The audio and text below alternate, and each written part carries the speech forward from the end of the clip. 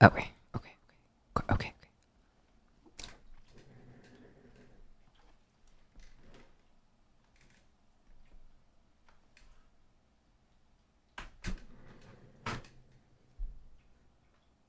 Howdy.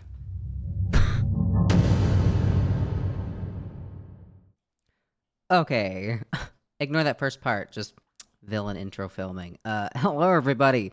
I've been gone for a hot minute. I am very, very sorry. I have reasons. They're bad ones, but they're still reasons, and I'm still gonna use them. I hope you guys have been good. I've been gone for a minute. Honestly, it has been a hot minute, a messy minute. I've been very busy. Life just got really crazy, and I'm gonna be honest. I am a literal human manifestation of a hermit crab, and I don't read the internet enough to know exactly what to post here for you guys. Um, but I'm gonna try to be involved more, updated more on all the stuff that's going around, controversy stuff. But anyways, let me just get right into it. Today, I'm going to be filming a video of you, or of you, exactly. I'm watching you. I'm going to be filming a video for you, uh, about some stuff. Just some stuff that I want to talk to. I want to ease back into it. You know, I have a friend. We got Griffin back. She's going to be talking about some stuff with me. We already have some plans for some other content to make for you guys about some stuff that's going on in the future, or in the future, Jesus Christ. Stuff that is going on that we're going to be filming for you in the future, that I think you guys might enjoy. But yes, anyways, yeah, I have been really busy. Shameless promotion. I've been streaming over on Twitch like 12 to 15 hours almost every day. It's been super crazy. Put in like 60 hours in the last week. It's nuts. And also part of my shameless, not shameless promotion is that is why I've been so freaking busy. But it's also a part of the topic that I wanted to discuss with you guys today. What I want to talk about. And I'll save that for when Griffin comes on, and we'll kind of get into all that. But I hope you guys have been well in my absence. I'm back. The villain is back. Let me just put this out there in the very beginning of the video. If you guys have anything that you would like me to discuss, react to, anything like that, I do have a Discord that I will link below. There's a channel specifically for reaction recommends for things that you would like me to discuss. If there's a video that you think I should see, something crazy is going on, something you think I'm out of the loop of, please, please, God, let me know. Link it down in the Discord. You can DM it to me even. Anything is fine. That's all. But yeah, part of what I wanted to kind of talk to today, and also kind of apologize to you guys for, is because I've been gone for a long time. And just a major part of that is kind of like I said, I live as a hermit. I get on, I wake up, I stream, I end my stream, I edit, and then I go to bed and I browse crazy Reddit, watch random shit like South Park, eat something, and then I go to bed and I do it all over again the next day. Reading the internet depresses me, and I talked about that briefly on, I think, both of these channels, this one and my main channel over Supervillain Salty. I really don't read the internet that often. I feel like a lot of the drama, everything, it just kind of is, like I said, it's just depressing. So I have no problems talking about it. But that's kind of the issue, is that I'm not really online enough to ever know of things to talk about. I know there's a lot of drama and controversies going on, but I just don't read about it. I don't see it. I don't watch it. I don't know what's going on. I don't know anything about it. But I'm going to work, like I said, I'm going to work on changing that and trying to be involved, coming back, I should say, to the fold, to everything, and seeing what kind of crazy shit everyone's been up to, and I don't know, ripping on it, maybe not ripping on it, being an asshole, because it's my job to be everybody's asshole, but I'm your asshole. Okay, no, that sounded wrong. Pause. I need to start over. Jesus Christ. I am the people's asshole. No, that's not any better. God damn it. I'm a douchebag. But no, there's really no way that I can put that in a good way. We're just gonna scratch that entire thing. Yeah, I'm an asshole. It's my job over here to be an asshole. So we're gonna get into some stuff, and rip on society and all the crazy bullshit that I see people pulling. And since I've been gone for a while, there's definitely going to be some backlog of stuff to catch up on. So I'm going to aim for posting a video for you guys once a week at least. Like I said, I've been super busy working and streaming. Like I said, I had a 15-hour stream yesterday. It was really crazy. We played Apex over there. We had some crazy moments. If you want to hang out with us over there, feel free. We talk about whatever while we're gaming and all sorts of stuff. It's fun. It's good fun. But yeah, I'm really busy on Twitch. But like I said, that also has led to a topic that I would like to discuss with you guys today. And it's an interesting topic for sure, but I don't know. I feel like it's something that I want to talk about. But anyways, regardless of all of that stuff, I'm going to bring in a friend of mine, like I said, Griffin, and we're gonna talk about shit. So, yeah. Well, hello, Griffin. Hello, Ryan. How are you? Fucking tired, but it's kind of my job. I think I'm convinced it's my job just to be tired now. That's what It it's might, developed to. yeah, it might be the way that you're tired. Yeah, yeah, that'd make a bit of sense because I mean, I kind of do it to myself by streaming as much as I do, but I'm just gonna continue to keep blaming it on other things and not take responsibility because that's more fun. you will, of course. Yeah, but also, I mean, I think I kind of talked to you a bit already about this too, but what I did want to kind of, I don't know, get on and just talk about is, I mean, I think I've touched on this briefly maybe in another video like a long time ago, but not really as just like its own subject. I was talking to them earlier about my shameless Twitch promotion on how I've been streaming for like 12 to 15-hour days a lot lately. And it's just brought about, I mean, obviously with more hours is going to be more new people coming in. And I mean, you've witnessed it just as much as I do, or as much as I have, is it's not frequent. In fact, it's kind of few and far between, but it's frequent enough to where I feel like it's noticeable. Is the amount of people, mostly men, and what I'm assuming, this is a complete assumption, but what I'm assuming are young men because it's Twitch, coming into the stream, hearing my voice be a bit deeper than they're used to, and asking if I'm trans or accusing me of being a dude or a cross dresser or something like that. They'll come in and be like, "Hey, handsome," or like, "You're the best looking dude I've ever seen."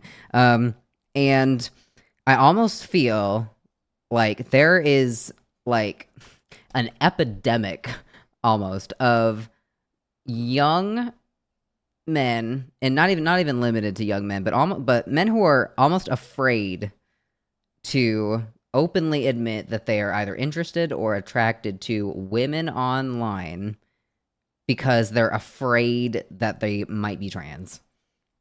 And I don't know, it's just kind of, I never used to get that.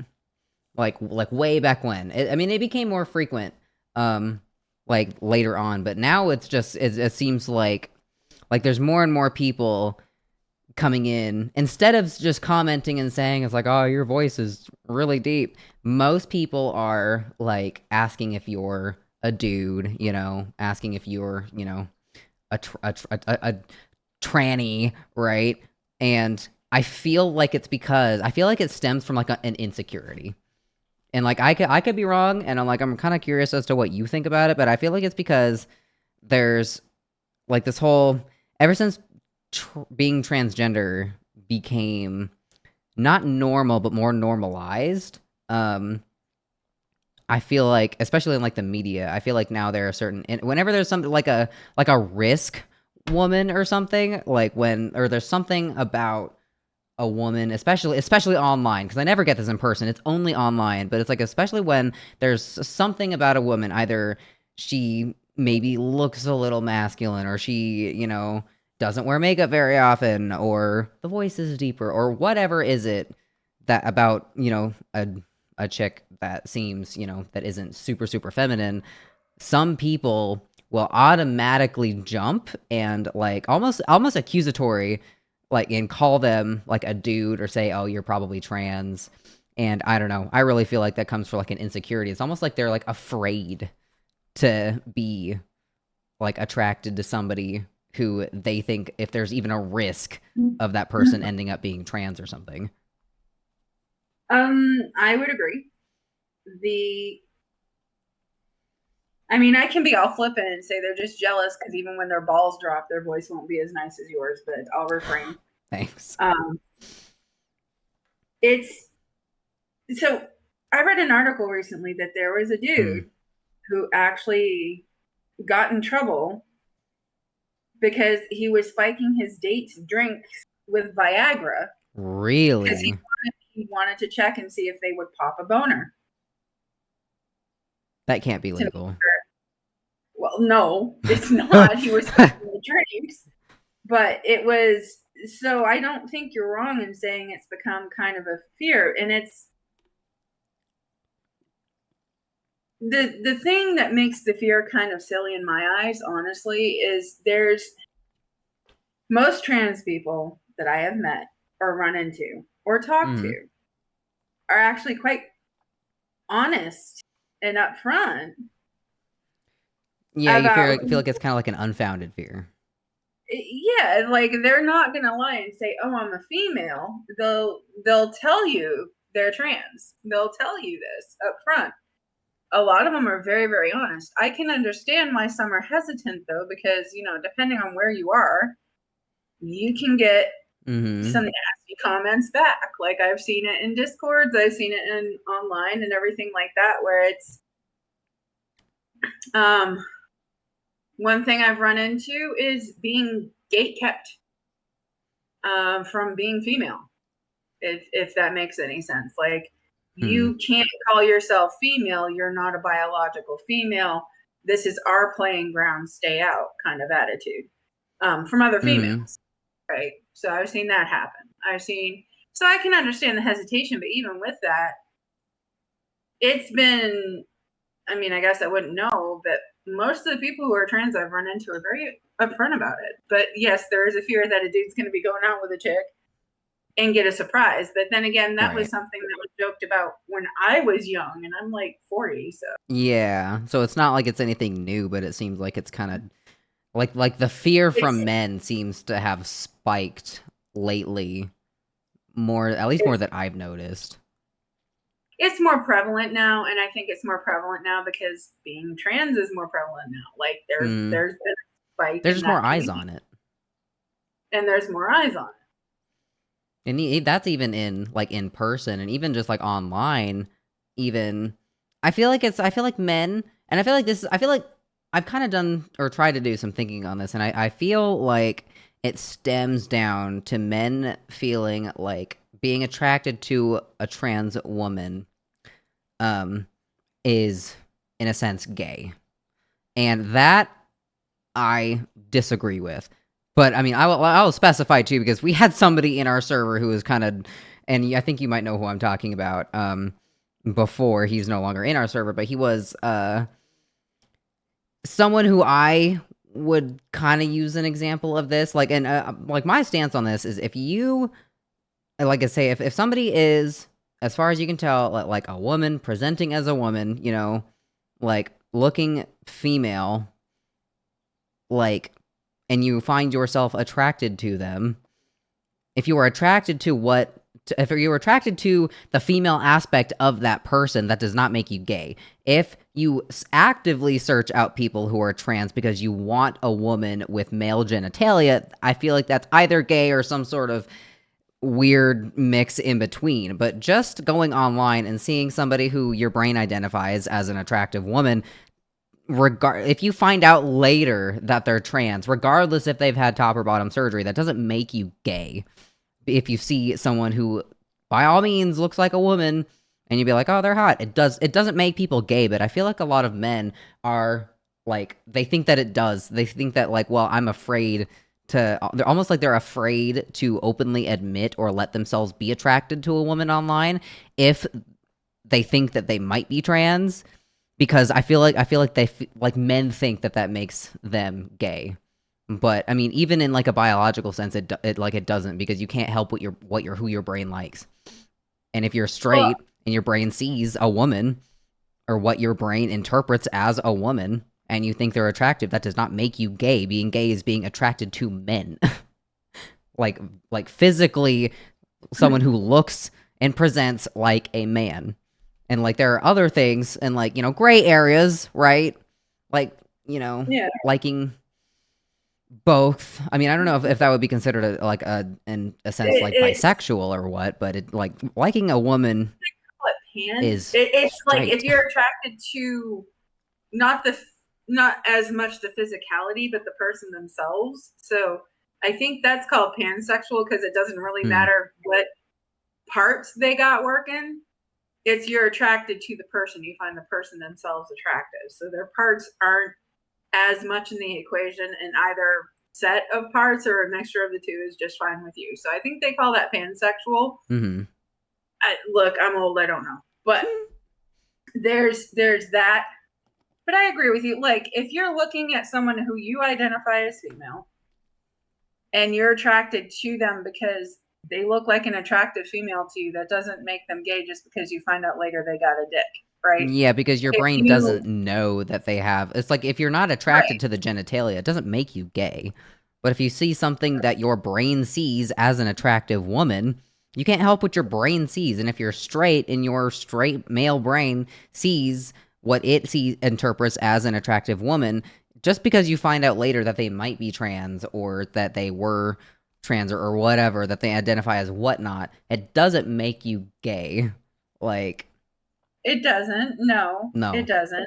If you actively go in for, like, if you're looking very specifically for someone with an attractive female persona who also has a penis, and the penis is a requirement. Yeah, if you're looking for that, that's different. But that is different. Yeah, because some people do like that. Some people go out and actively search. Like, I mean, hell, even in the very early days of my, career or whatnot as a content creator, I don't remember. I think I shared this with you. I think I shared this with some people. I can't remember. It was a long time ago, but I would get frequent Discord messages from someone who would send me, and it was a daily thing at a certain time, every single day, like on the dot. I would get a flood of like pornographic like art of chicks with dicks from this one person who was just so into that. And I was like, and like, not to shame anyone who is into that, because like, not to kink shame or whatnot, but like that is not straight. Like, actively searching out women with male genitalia is not straight. It's literally the definition of not straight. But right, like, so I think bisexual, both? I don't know. Well, I think where a lot of this is stemming from, I think one is the age, because you mentioned a lot of young men. I think you kind of hit that one on the nose. I feel like it's almost like there's like a culture of shaming in like younger, unlike the younger generations, and even like young adult men, where they, like I said, kind of like are like afraid to like someone if they think that they end up might be trans.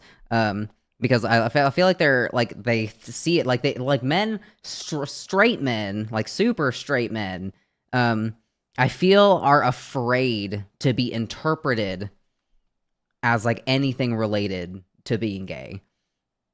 And I feel like in some people it is an insecurity, and some people, I feel, who think that like trans women are just men, right?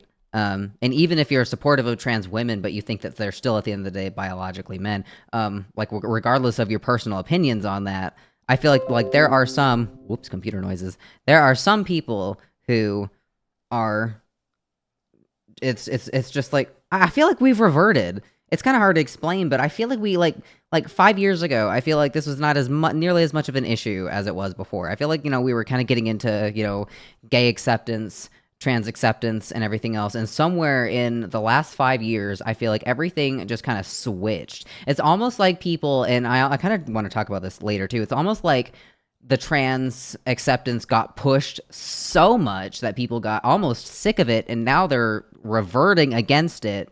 And even in like with younger kids in schools are now starting to like shame, to like go back and like shame and make fun of people for being gay, and it's almost like it's a bad thing now. Like, but I feel like we had a point where it was fine, and even with younger kids, like it was looked down upon to be homophobic, you know. And now I feel like it's kind of, it almost hit like a 180 where it's something happened, but it's gone back, and it's almost like homophobia has like come back for whatever reason. Yeah, it's almost like the pendulum swung back. Yeah. So it swung that way, and everybody was on, most people on board and stuff, and then people became polarized, and then now it's swinging back the other way. Yeah. With a lot of hatred coming out against it, a lot of this, a lot of that. Now, whether it was pushed too hard or not, I can't say. I think in some ways it was. Mm-hmm. And I think that some people were always this way. They just feel freer to voice it. I think that, it does swing back. And I think, again, with the younger generation, it's just, if you're not secure in your sexuality, right, it makes you extremely sensitive to anything that makes you question your because sexuality. then you automatically get defensive and you be like, what? No, right? I'm not gay. No, I don't like that. I'm straight. Yeah. And then you like get like super defensive about it. Yeah, and then you go seeking out, because you have to prove to yourself that you're absolutely not. You go and seek people out and make fun of. That's like very typical, almost like internalized homophobia. Yeah, like the people who preach homophobia the most are, I mean, I'm not surprised when some of them come out later as being in the closet themselves, like senators. I mean, you hear about it all the time where like politicians are preaching all this anti-gay stuff. They want to reverse gay marriage, and then you find them, you find out that they have like 5 different Grindr profiles and they're taking dick every fucking Tuesday. It's like there's just such an insecurity. There is, for no reason. It's a lot. Well, I mean, and then they run into you, and I'm going to be frank for a minute. Go for it. You're attractive. You're very delicately built, so you are very, very feminine in looks. You really, truly are. Mm. That's just good genetics. And then they hear you talk, and yes, your voice it's not nearly as deep as it was when I first met you. No, it used to be way worse. But you've got a very deep tone to your voice for a female. Mm-mm. And then all of a sudden they're like, holy shit, what the fuck? And then they go on the defensive, and then they get nasty. Mm-hmm. And they assume that I'm trans. For those of you who are new here, by the way, too, I am not trans. I'm a detransitioner, which means that when I was 18, I made the stupid decision. I was biologically born female. When I was 18, I was like, oh, I would feel much better as a dude. So I took testosterone for like a year and a half, and they were the permanent side effect of lowering my voice. So, yeah, I am not trans, but some people do just jump to the conclusion and see or hear my voice the way it is and just assume, oh, that must be a dude. Like I said, pure jealousy, because even when their balls drop, their voice won't be as nice as yours. Thanks. But yeah, I don't know. It's just something that I've ever since I've been streaming so much lately. It's just I've noticed it more, and it just kind of made me think as like to why people act like that, why people feel it necessary to go into a stream, because not even to just to click on it and then just be like, oh, I think this person's trans, I'm not watching this, and then to click out, like not even to just to do that, like because they will come in, some people will come in, see me and then hear my voice, think that I'm trans, and then actively go in chat almost like in a panic mode, be like, wait, are you trans? Because they be like, oh, this chick's cute or whatever, and then they hear my voice and be like, oh, what? Oh my god, I might be attracted to that thing. What if she's trans? That makes me gay. Oh god. And then they like go on this like panic freak out mode.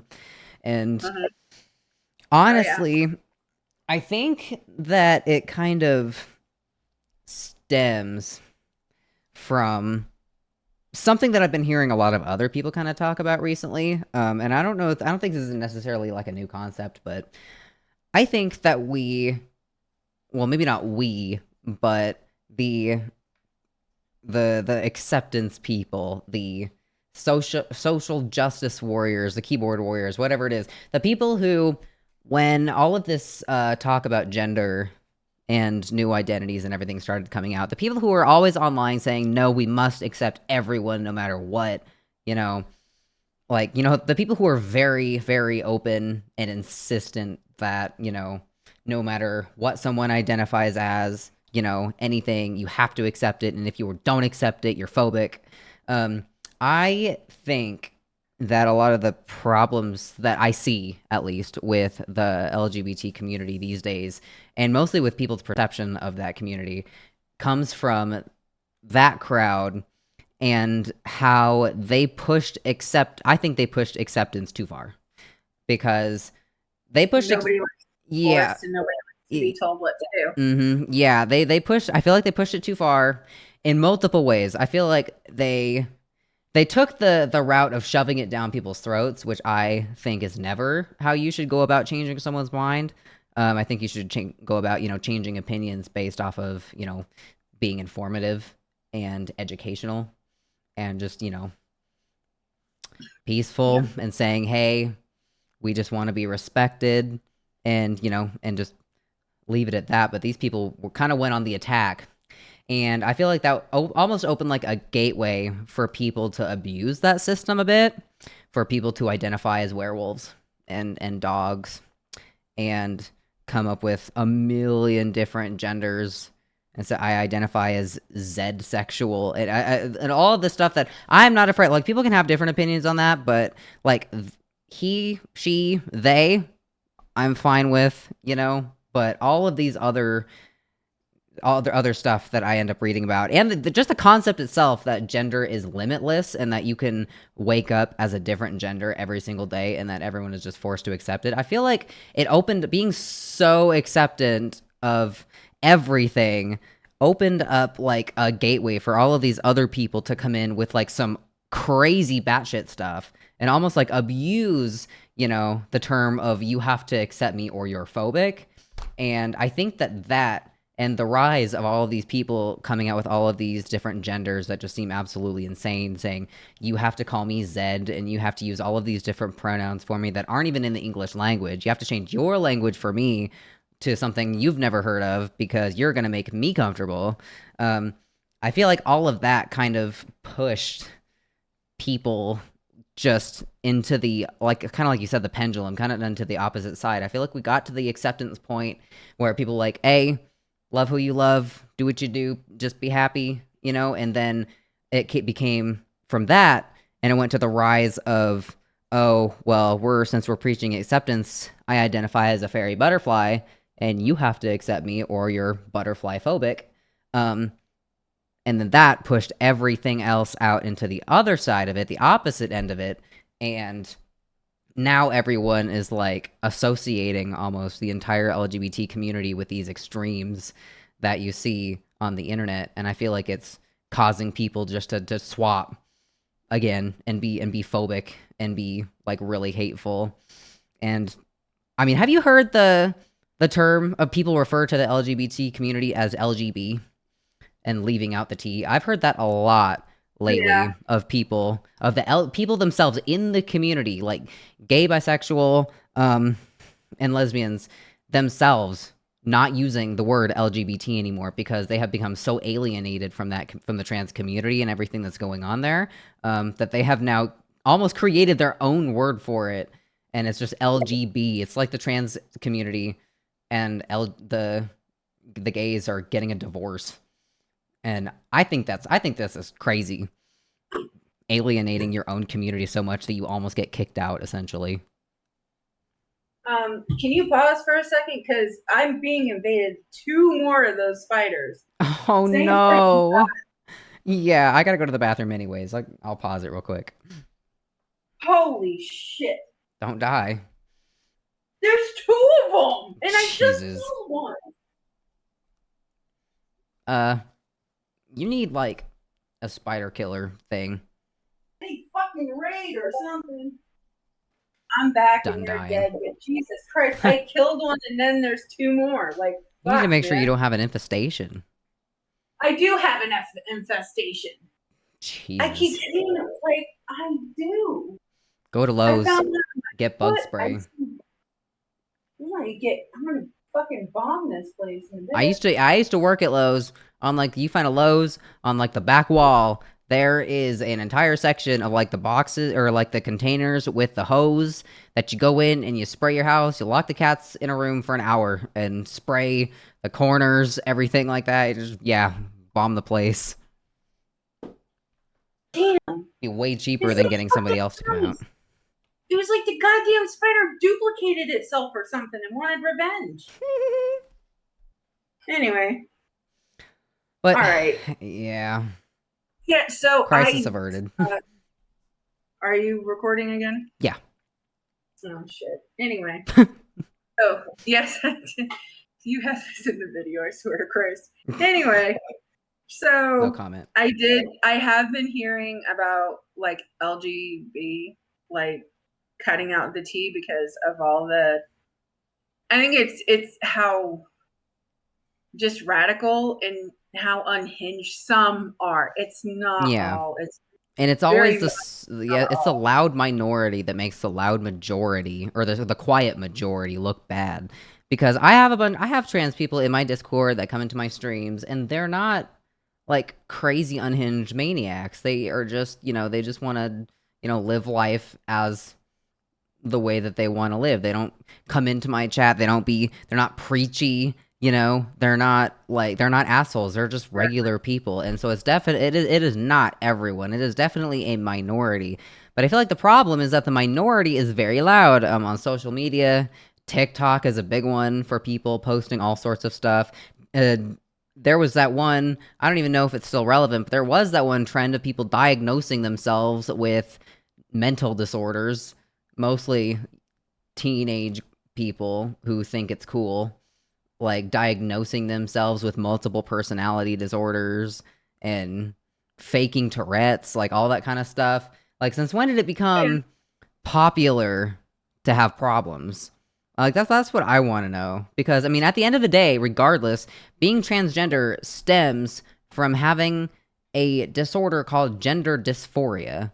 And it is where your brain does not match your parts. And that is not something that is comfortable to live with. It's not something that's easy. Going on hormones and living with body dysphoria is awful. It is not something that you really should wish on anyone. So this almost like culture of young people going online and creating all of these really crazy genders and stating that, oh, I have dysphoria, this and that, and then just acting crazy is almost an insult, I feel, to real people who deal with actual gender dysphoria and are just trying to transition and fit in socially and not be ridiculed.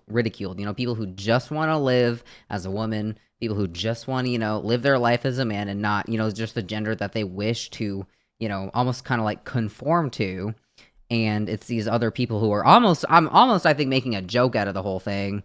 And it's not very many, but it is a few, and they're loud, and I feel like that's giving the entire rest of the trans community who just wants to be left alone this really bad image and making everything else kind of awful for everyone else who has to deal with that.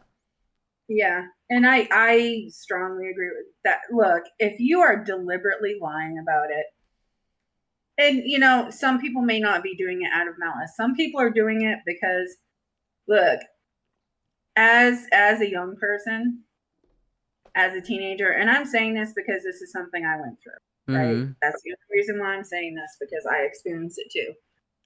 I wanted to stand out. I wanted to be special. Like, the most horrific thought in the world was just being what people call now an NPC. Yeah. Right? Normal. So, boring. Yeah, that was the most horrific thought to me. So I wanted to stand out. I wanted to be different, right? I tried out a few different things. I tried out a few different, like, trans wasn't a big thing back then, or I might very well have tried it. I don't fucking know. Right. But it's, so some are doing it because of that. Some are doing it because they're confused with their sexuality, which is like, that's the age of exploring your sexuality. So I kind of understand that, or figuring out, not even sexuality, but figuring out who you are, right? Mm-hmm. Um, I've read a all that. story. Sorry, I don't mean to interrupt you, but like just to add on to what you just said, I've read a story about a person who was trans, and then a biological female who was a trans man, and then they detransitioned and just ended up a lesbian, and so that they were just confused about all of that and didn't think that they thought that being a butch lesbian meant that they were manly and had to be a man, and had a really hard time reconciling the fact that you can be a lesbian, you can be into women, and you can be super manly and still be a woman.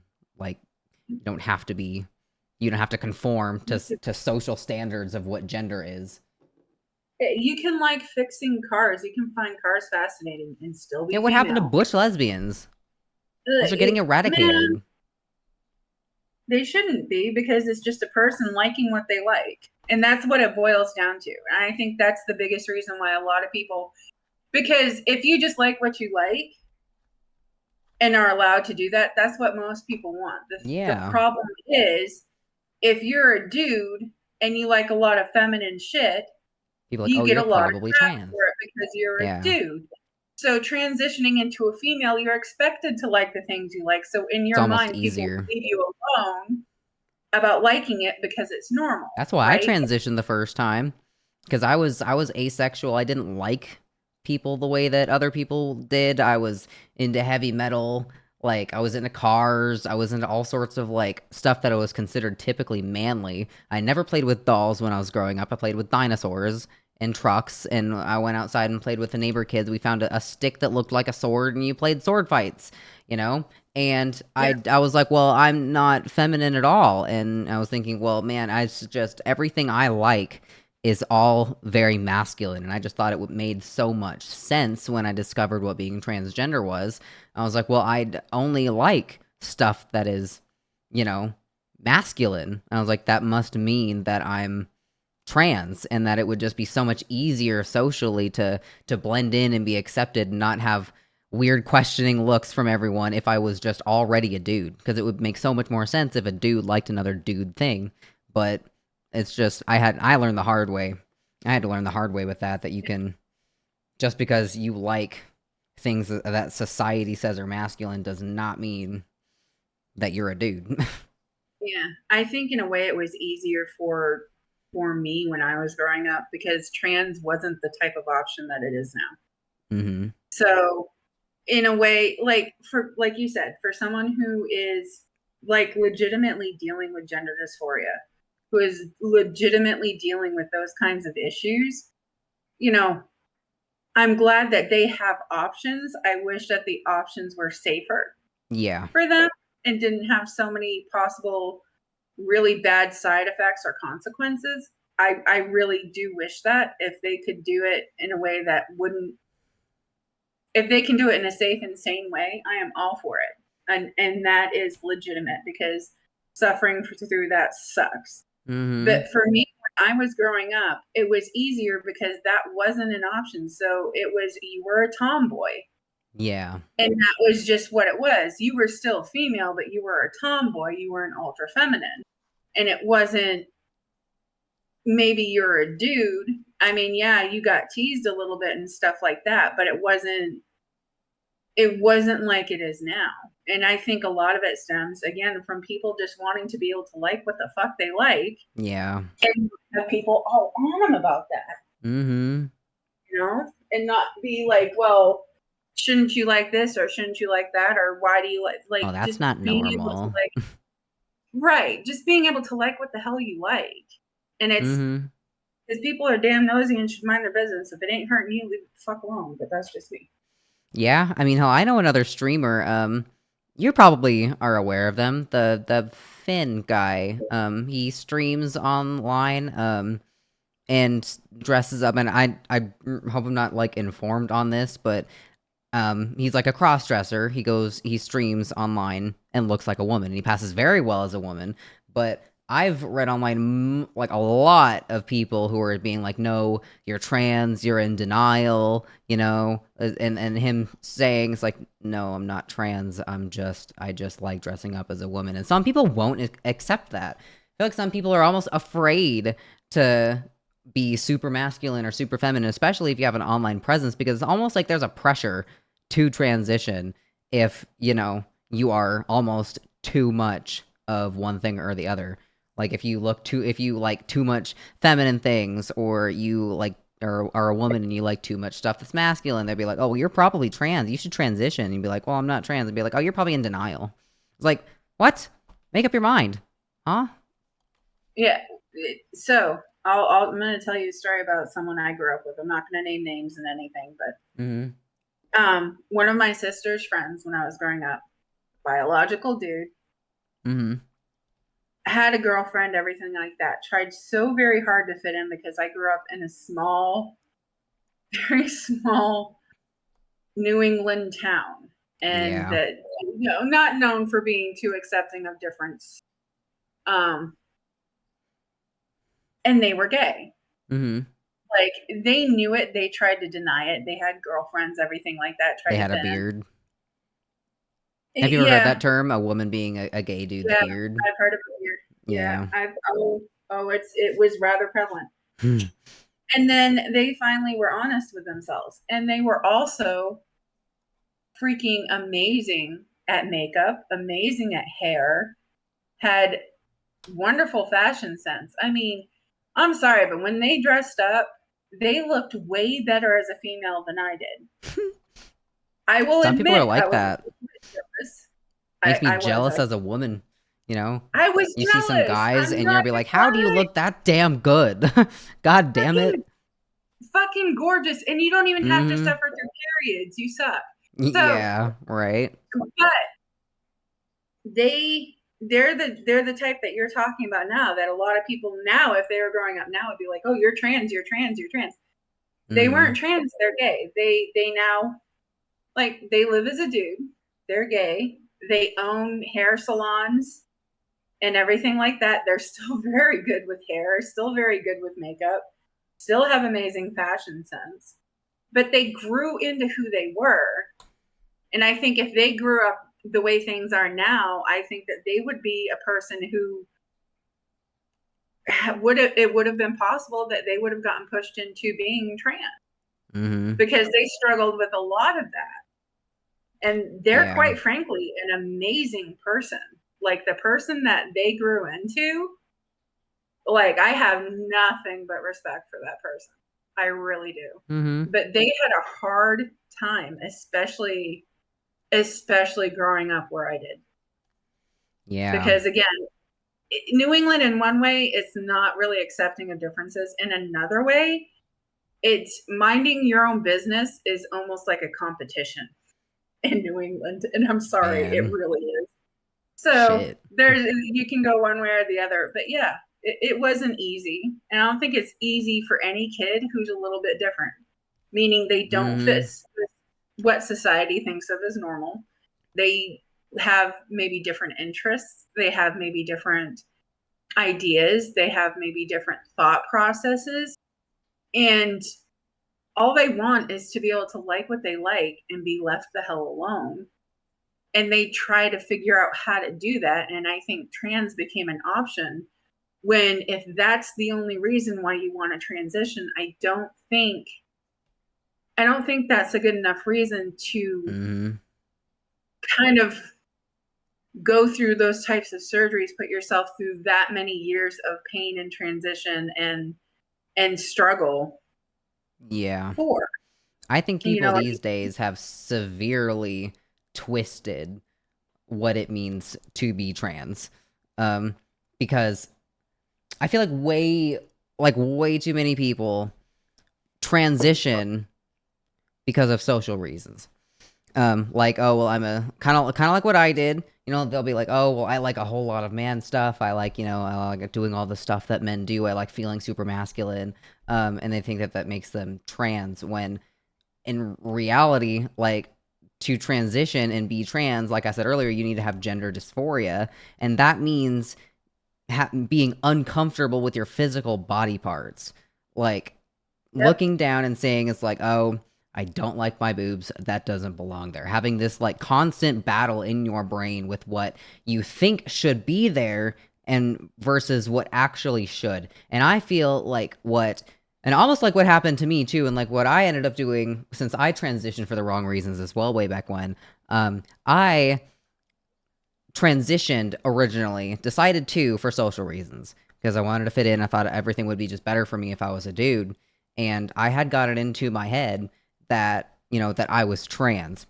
And then getting, really into like the idea of, oh, I'm transgender, it was almost like exciting. And it was this, it's this new thing. It's almost as if I can like build like a completely new person. It's like I can completely change who I am, especially since at that time I was dealing a lot with like being asexual. I was having a lot of like almost like depression and stuff like that. Like I just wasn't satisfied with anything back then. I was, living in like a $600 apartment. And it's like I really kind of was really desperate for some sort of an outlet and for some sort of a reason to explain away why I was feeling everything that I was feeling. And then I heard of, being transgender. I kind of like latched onto that. And afterwards, after I had decided that I wanted to transition because I thought being a guy just made sense and it would be easier, then I got, and I'm kind of using air quotes with that, then I got body dysphoria.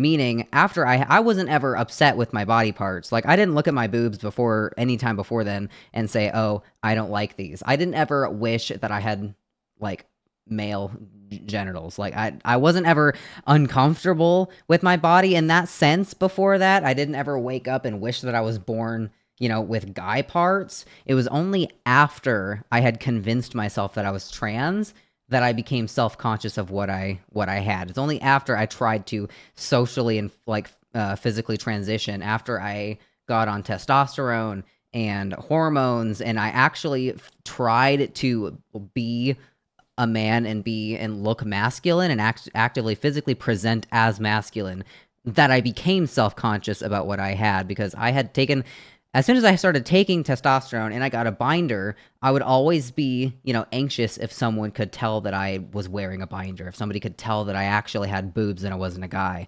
I got super anxious that I didn't have a beard, and I was like, oh, well, I'm supposed to be a man. I'm supposed to have a beard. I don't have a beard. And like I got anxious about my height. Just everything that was feminine that didn't make me masculine. Like I essentially gave myself gender dysphoria by transitioning. And when in reality, I never had that stuff beforehand. And I feel like too many people do that, where too many people will transition because, like I said, of social reasons, when in reality, anytime before that, they were never uncomfortable with their body. They were uncomfortable with their stance and their place in like society and everything else that was going on. And I think that's a bad reason to transition. And that might get me some flack, but I kind of don't care. And I think that years down the road, those people are going to end up regretting some things. Hopefully not, because that's a really terrible mistake to make, and I know firsthand because I made it. But I feel like so many people, especially young people, transition for the wrong reasons. And fucking also, RIP all of the parents in future generations. I'm terrified to have kids because like you can't win. Because if your 15-year-old daughter wants to transition and be a man, and she wants to go on puberty blockers and hormones, you're damned if you do as a parent, and you're damned if you don't. If you put them on hormones, some people will say that's child abuse, and that you should not be transitioning medically a child, and that they're too young to make that decision. If you say no, you have to wait until you're 18, you're transphobic. Yep. Like, there's no way to win. Like, how are you supposed to win as a parent if your kid wants to transition? So I met somebody, this was in my early 20s. Did you? Unfortunately, I lost contact. Shut up. Unfortunately, I lost contact with this person. But they were a good friend of mine. They actually helped me figure some stuff out. But they suffered from gender dysphoria. And they were my first interaction with someone who was transitioning. Because when I first met them, they were living, were known as, presented as, they were a dude, right? Mm-hmm. And as I got to know them better, and they were more and more anxious. And then they told me that they were going to be transitioning. And my dumbass was like, what the hell is that? Yeah, what? And they had to explain it to me. I'd never been exposed to it before. But they had legitimate gender dysphoria. Like whenever this person popped a boner, it would send them into hysterical tears. They were actually completely disgusted with their body and their body's normal functions. Yeah, it is a mental issue. Going to the bathroom would nearly put them in tears because they had to touch it. Like, they had legitimate gender dysphoria. Now, having actually seen a person, known a person who actually lived with the actual dysphoria, it is not something that you pretend to have. It's not something that you mock. It's not something that should be looked down on, because it is horrible to live with. They did transition. They were in process of transitioning, and it had nothing to do with their sexual preferences. They loved women. They married a woman. Like, it had nothing to do with what they were sexually attracted to. It was legitimately, they could not stand themselves. They could not stand their body and its normal functions because it just wasn't right in their head. And that's something, once you've actually seen it and been around somebody who has it, it's a totally different animal than what most people think it is. Because they're like, oh, I don't like this, so I have gender dysphoria.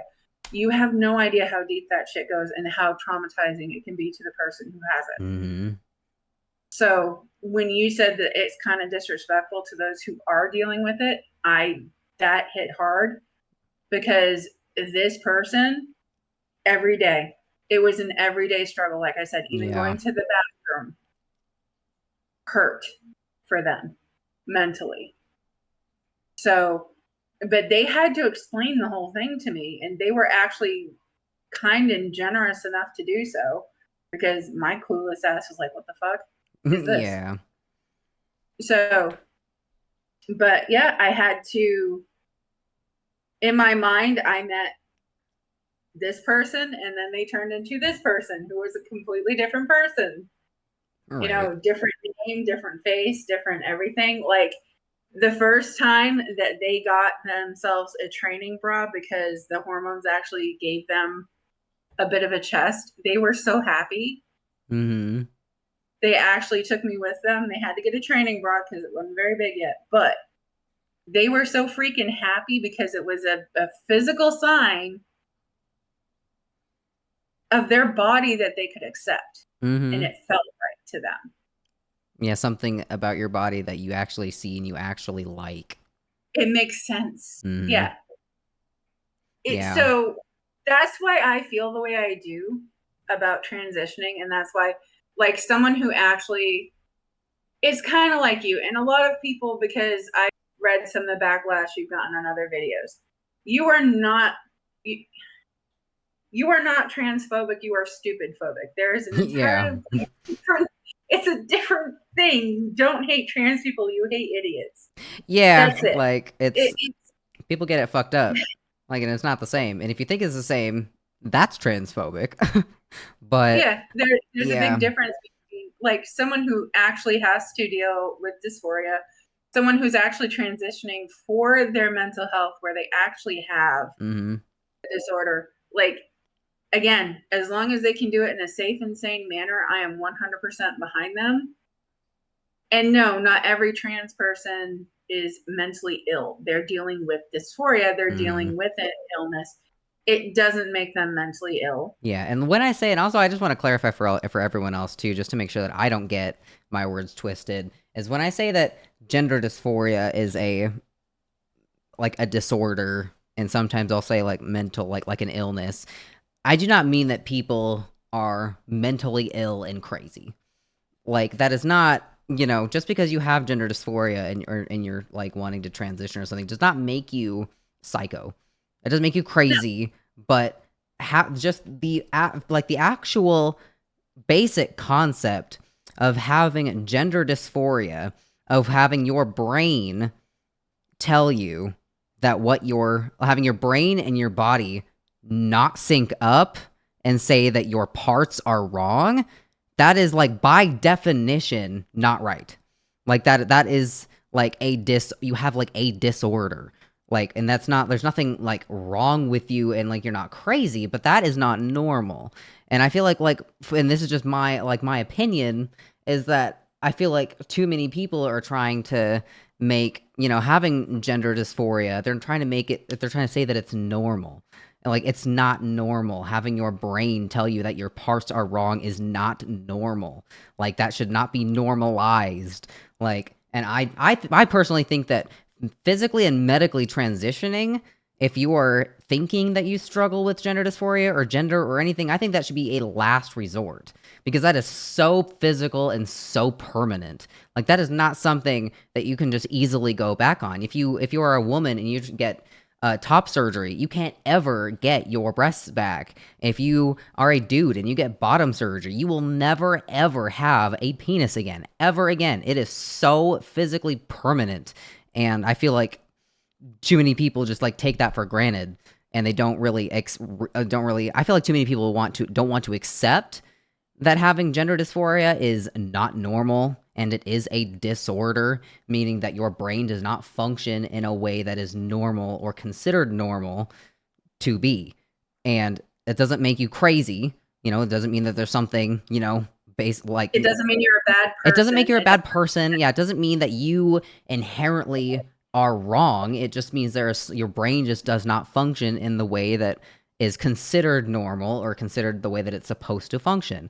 And that's, like I said, it's like people pick it and choose it. Yeah, it's like you can't choose. It's like you can't choose to be gay. You can't choose to have gender dysphoria, and it is not something you should ever choose to have, which is kind of goes to my saying that people who identify as a butterfly and say they have dysphoria really kind of irks me, even though I'm not trans, is because that is disrespectful to people who deal with gender dysphoria, because that is not something, that mental battle is not something you should ever choose to have. You should ever want to have. Like, that's not something that's fun to deal with. And it's not trendy. Yeah, it's not trendy. It's not trendy. You are actively, if you identify as something stupid like a butterfly or a fairy and you say you have dysphoria, you are actively disrespecting people who suffer with that on a daily basis.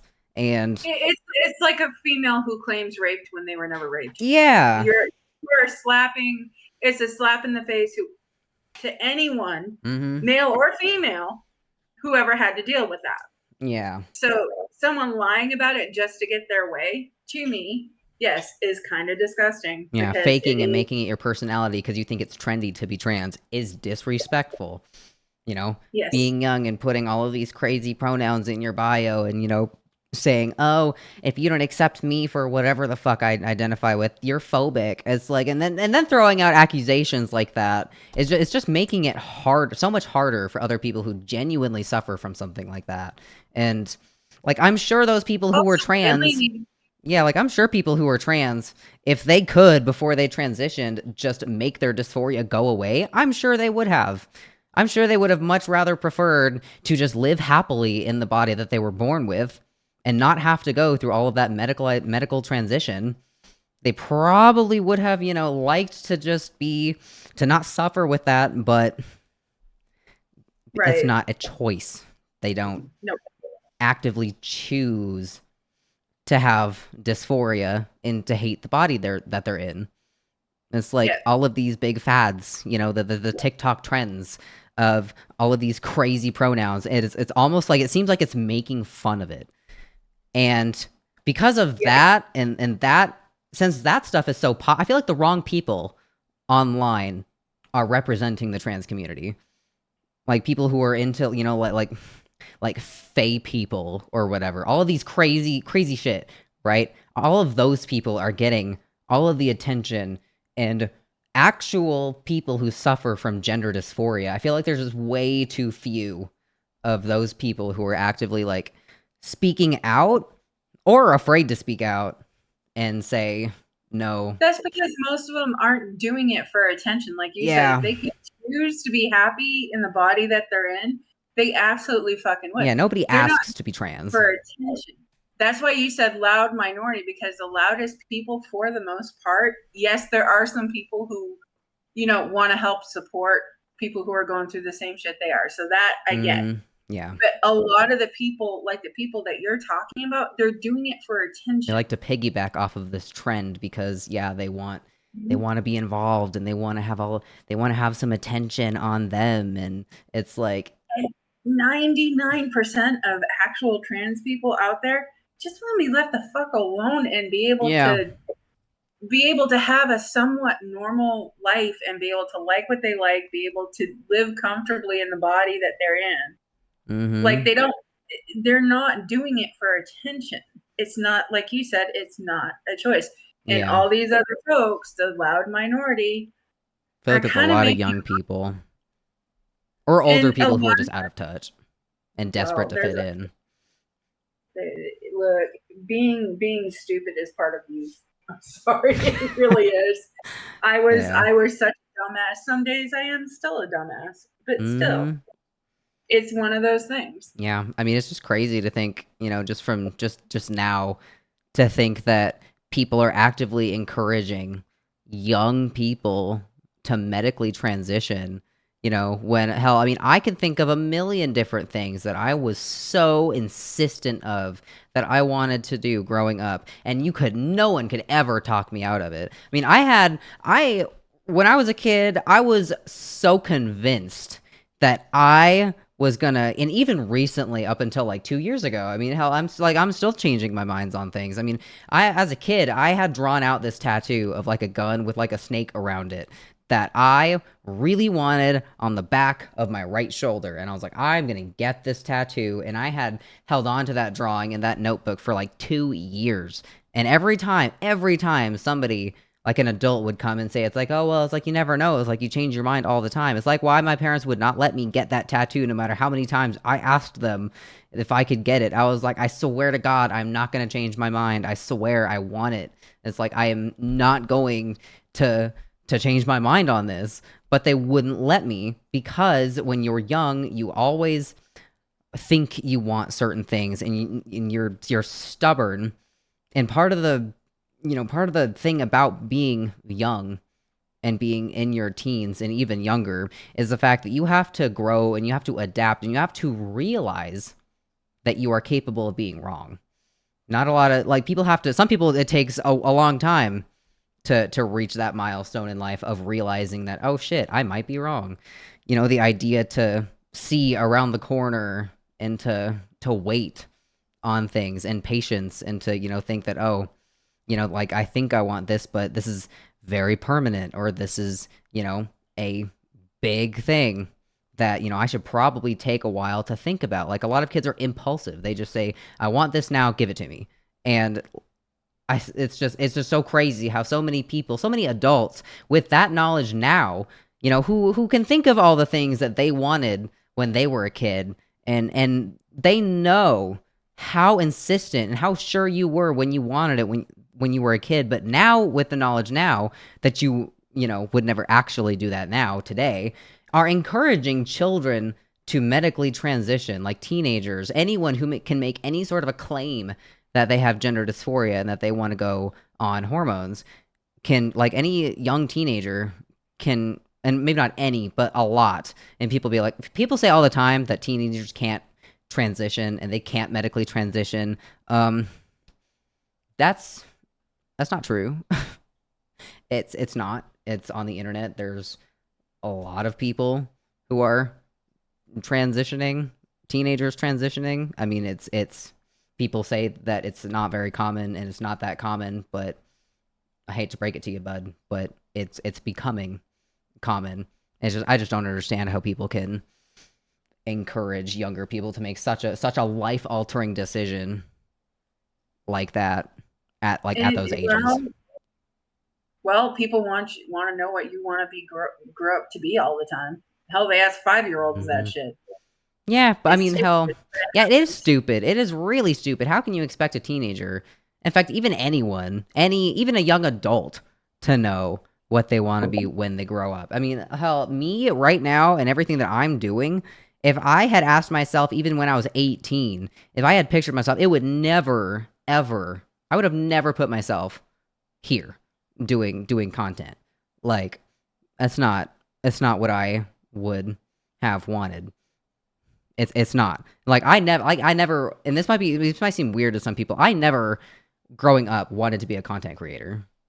Ever. It was never on my goal. I wanted to be a biomedical engineer, and I was going to go to UW to get my degree, and I wanted to make prosthetics for people like ex-veterans and war vets who, I wanted to advance, our like the prosthetics in the world. That's what I wanted to work with. I wanted to build, prosthetic hearts and shit because I was just fascinated with that stuff, and I still am. But I never ever wanted to do content, like ever. That was never on my radar. But things change, like life changes. I changed as a person, and it's like so many opinions that I had before are different now. Like how I view myself as a person. Like I think I've evolved so much since I was 18. I am a completely different person than I was when I was 18, even from when I was 20. And it's the idea that children they just automatically know in their soul, in their heart of hearts, they know their true gender. It's that is so asinine. You don't know. You never know. People change. People discover that they're gay in their 40s. Like you don't know. Some things just evolve. Like some people say that they're gay when they're young, and then they grow up and they marry a woman. Like you just, I don't know. I think there's just a big problem everywhere. There is, and two things though. One, it's still impossible to talk you out of shit at all. No, but at least I think about it more nowadays.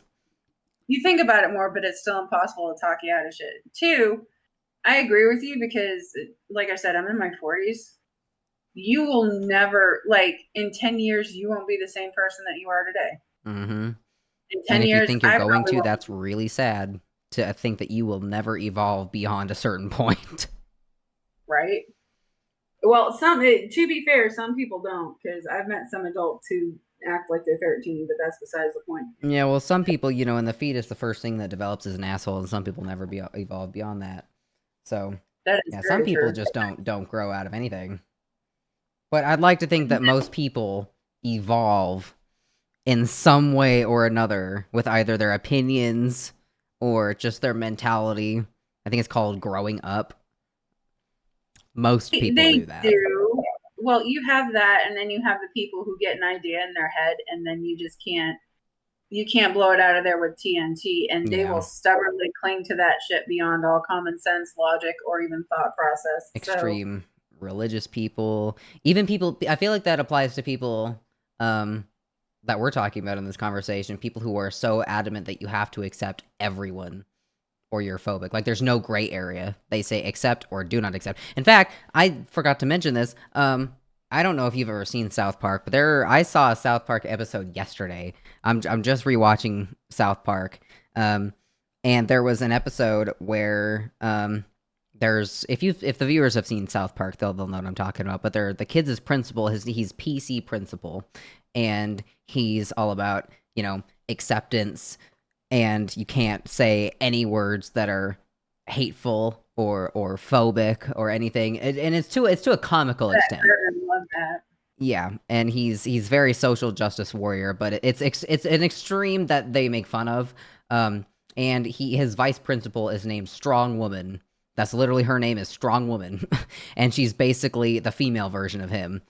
And they live together, throughout the episodes they got together, but now they live together, and Strong Woman is entering in a Strong Woman contest.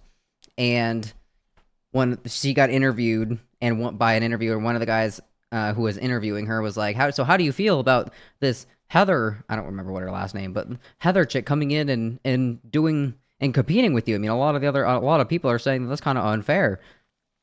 And she's like, why? And you're like, oh, well, she's trans. She's like, well, we accept trans people of all kinds. And, very, very, PC, very, very accepting. And then the interviewer's like, well, she's not your typical trans woman. And then she's like, well, what's your typical trans woman, huh? That's kind of transphobic.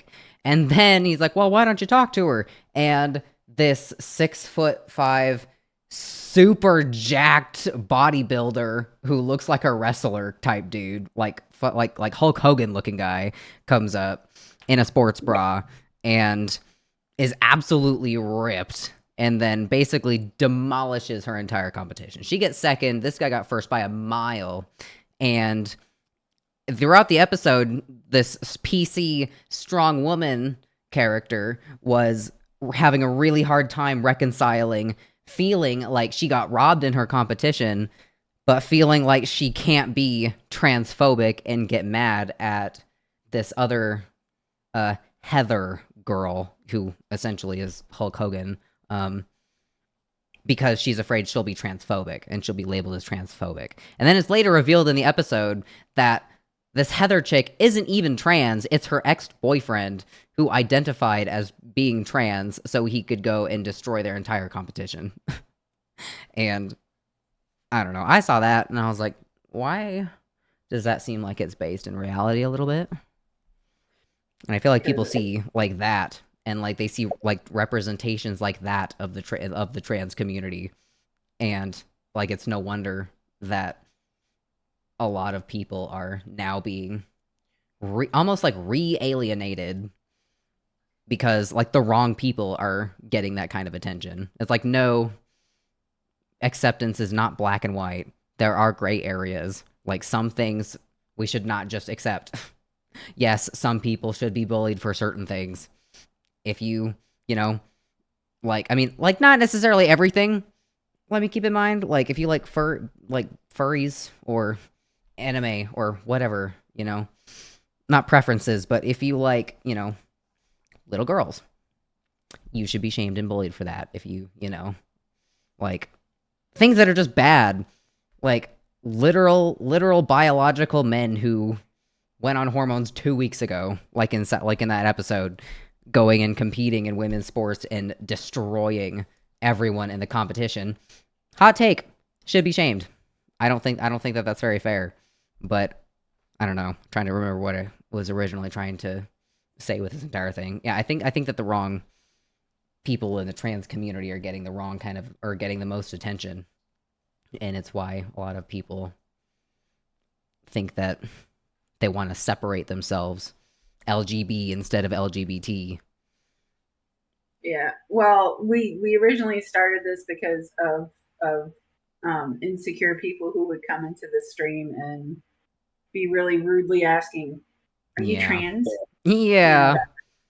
That's how we started it. But one thing feeds into another because, these are all things that they're coming up currently and fighting about. And like you mentioned, and like I mentioned, people have become very polarized. Like at first, acceptance was pretty widespread. Like people didn't, people were like, you know what, you're cool. Do your thing, boo. And now everybody isn't quite that way anymore. And it's because a lot of people felt forced into thinking or believing that way. It's like, even if they were cool and calm with it before, don't try to tell me what to do. And I think that's what ruined it for a lot of people and what caused this polarization, because nobody likes being told what to do. One. Also, people don't like being accused of shit that they are not, simply because they don't share your opinion. It's the problem with the echo chamber, and I've seen it a couple of times. It's, if you don't think the exact same way I do, there's no room left for agreeing to disagree. Yeah.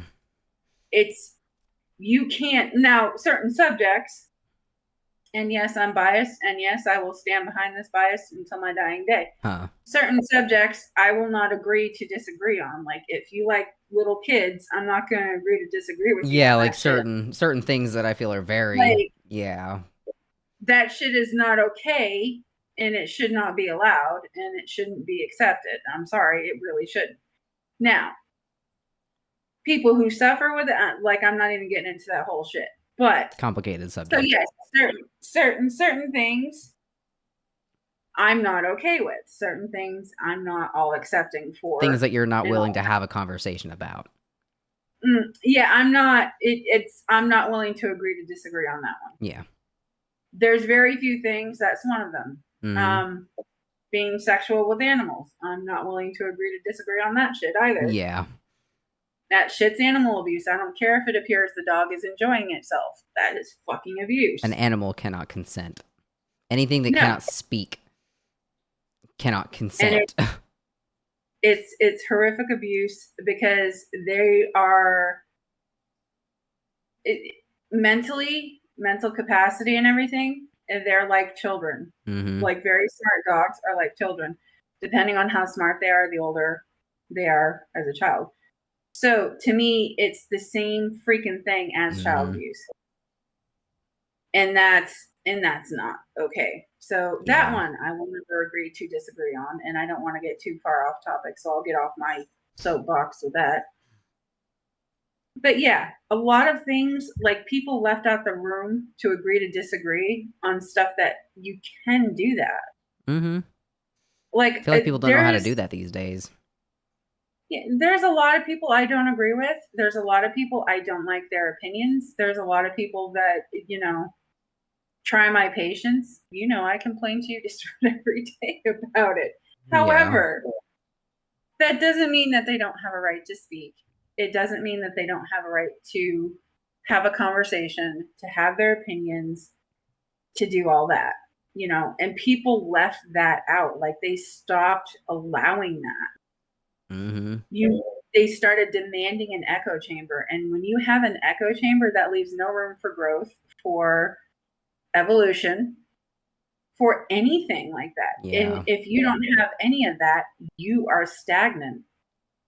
But I don't know. I think that we've devolved.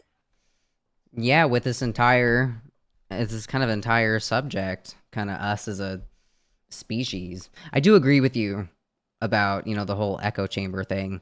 And I'm not going to necessarily say where it started because, people who are originally were, transphobic or homophobic, it's like they, aren't innocent in anything either, but also at the same time, trans people or people who pushed, acceptance too hard on people accepting or being accepting of that. I'm not going to say that they're necessarily innocent in anything either, but I do feel like it started somewhere between people not wanting to have a conversation.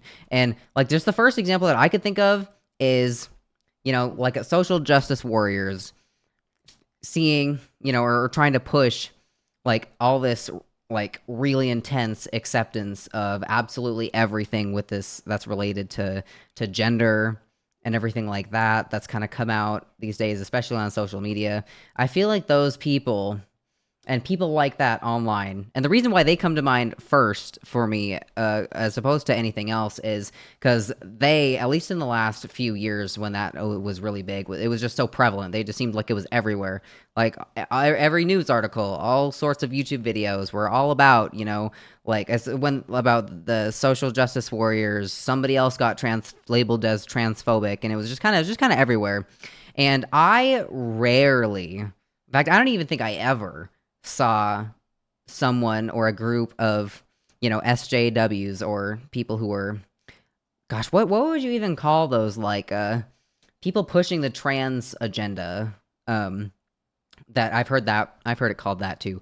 I have never really, not once, heard or seen someone like that or a group of people like that who are pushing acceptance, crazy acceptance of gender and gender norms and everything like that that's going on these days.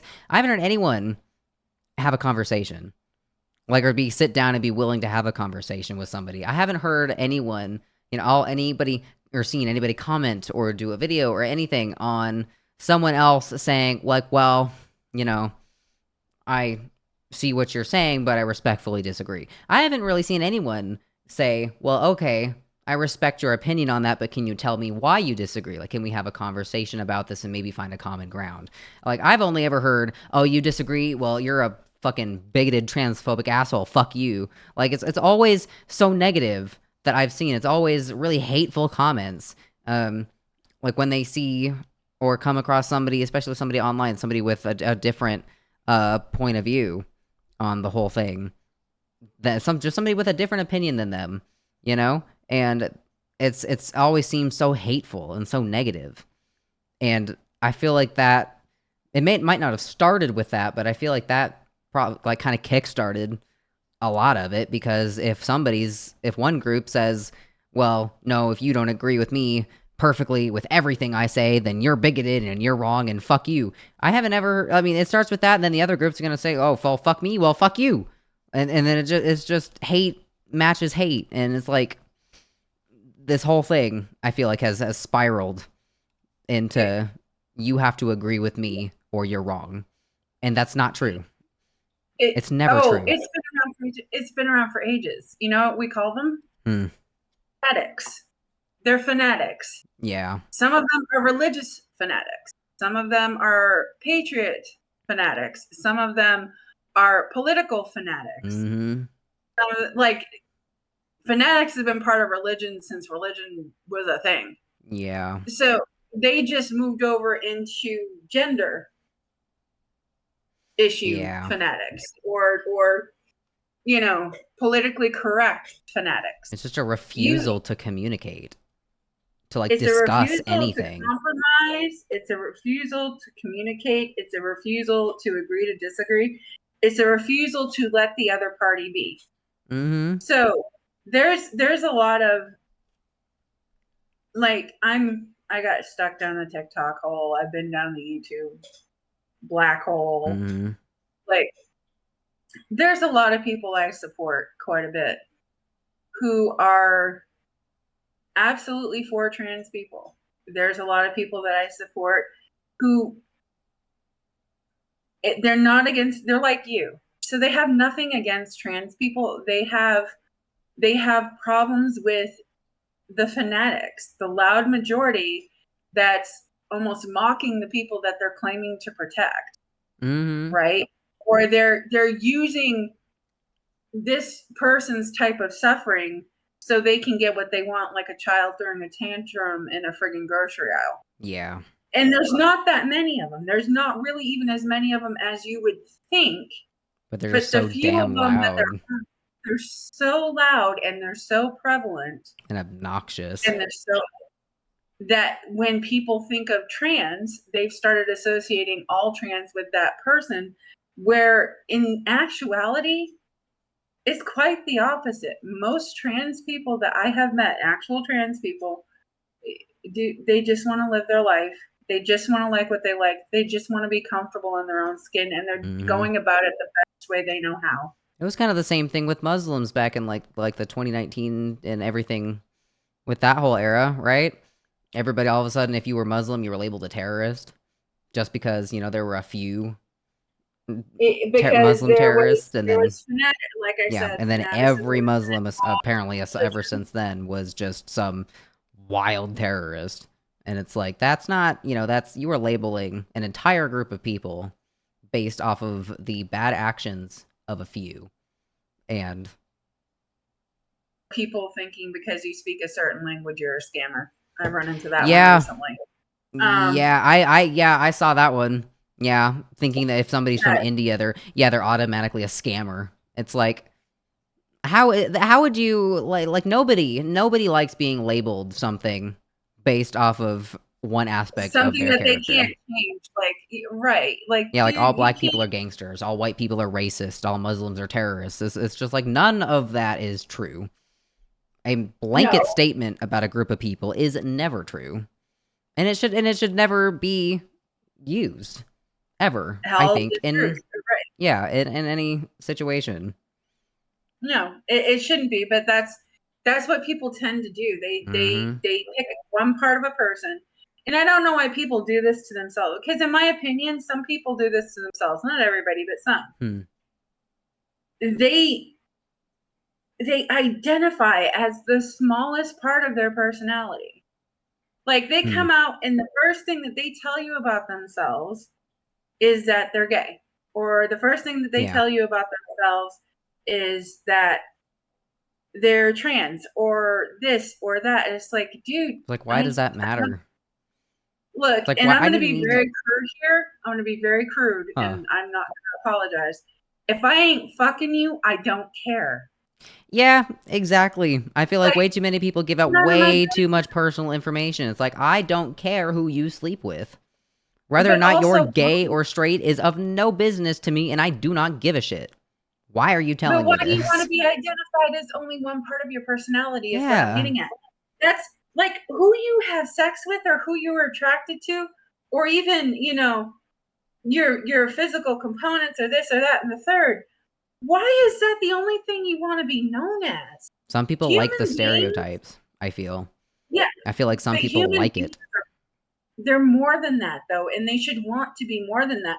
Being put into a little box based off one element of your personality, most people with intelligence fight to not have that happen. Why are you putting yourself in the box and closing the door behind you? I feel like with some people, I feel like in certain situations, this is not for everyone, but I feel like with some people, especially when it comes to like this whole gender thing, like all of these crazy gender concepts that are coming out, I feel like a lot of it is people, like a lot of young people just really, really get a hard-on for that victim mentality. Is to always find some way to be a victim. There's always some way that society has wronged you, that, you know, it's like they can never be wrong, because if they are, oh, you're just blank phobic. Oh, you just hate me because I'm blank. It's like, no. It's like, you know, that guy who came into our friend's stream, you know, and somebody's being a nuisance and then got banned because they were fucking irritating. It's like, no, you didn't get banned, but then it comes out that they were disabled. It's like, and they're like, oh, you just hate me because I'm disabled. It's like, no, you're a fucking annoying. You're in there asking ridiculous questions, and we've told you to stop a million times, and you finally got banned. Like, no, you didn't get your ass kicked out because you were disabled or whatever it is in any situation. Key point. They did that even after, because one of the first things they said is, you didn't know this, but okay, then how can you accuse me of banning you because of this when you yourself admitted I didn't know this about you? Yeah, I feel like a lot of young people do that. I did this because you were doing a behavior that I found extremely irritating. I talked to you about it. Told you to stop, and you refused. And you would not stop. You would not listen. And after so many times of trying to explain to you why I found that irritating and could you please stop, you can only tell somebody something so many times before you're done with it. Yeah. And so they got banned for that. And then to come back and say, well, you did it because this, right after saying you didn't know this. But okay, then how could I have? Makes no sense. Like, okay, well, how could I have been biased against disabled people if I didn't know you were disabled? Yeah, and that discounts, quite frankly, the fact that there's a lot of people in there who are disabled and nobody gives a shit because they're not annoying. Yeah. Like, it was so stupid. But I think one of the reasons why you find younger people doing that is because, again, it's that fear. I had that fear of not wanting to be an NPC. Of wanting to stand out, wanting to be special, wanting to be unique. But they're all trying to be unique in the same damn way, which again defeats the purpose. But that's something that when you're a teenager, I mean, I don't know. Yeah, it's all unique in the same way, and I feel like the problem is people are trying to be unique at the expense of people who actually suffer from those things.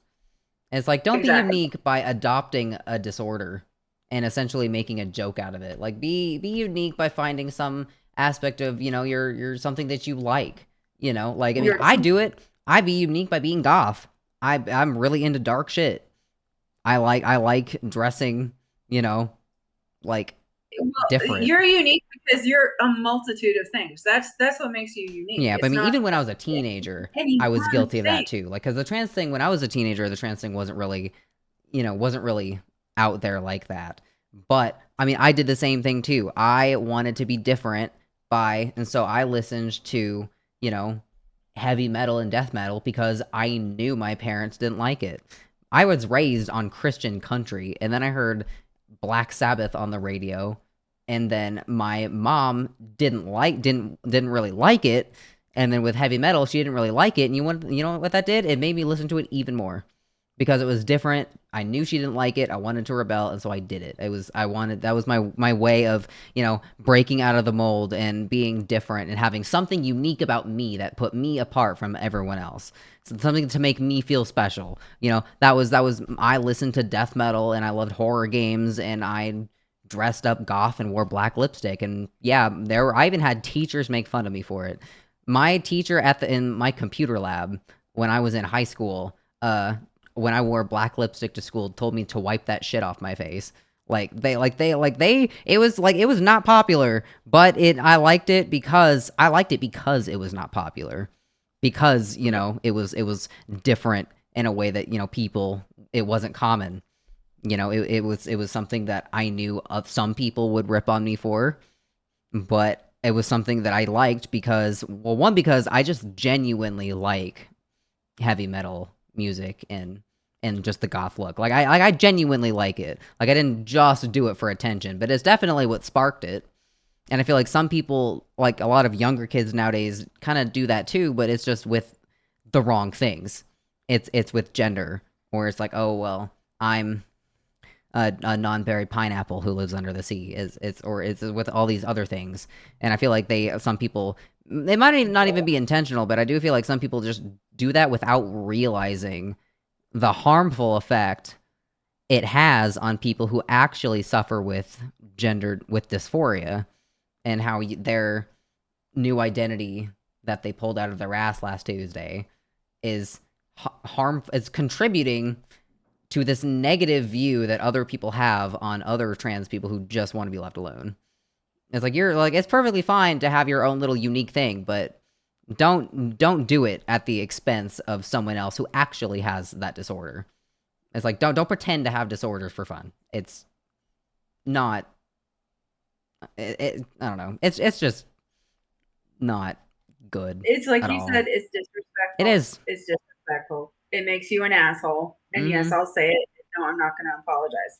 It makes you an asshole. It does. It's the same thing of people pretending to have Tourette's, pretending to have other like mental disorders, like having no goddamn idea of how difficult antisocial it is personality disorder. Yeah, like being people pretending to be schizophrenic. It's just like, how many people that probably offends, like like how, and so like, I'm not that I necessarily care about like offending anyone, because fuck everyone else, I don't give a shit, but it is extremely disrespectful to actively and unironically pretend to have a disorder and essentially make a joke out of it.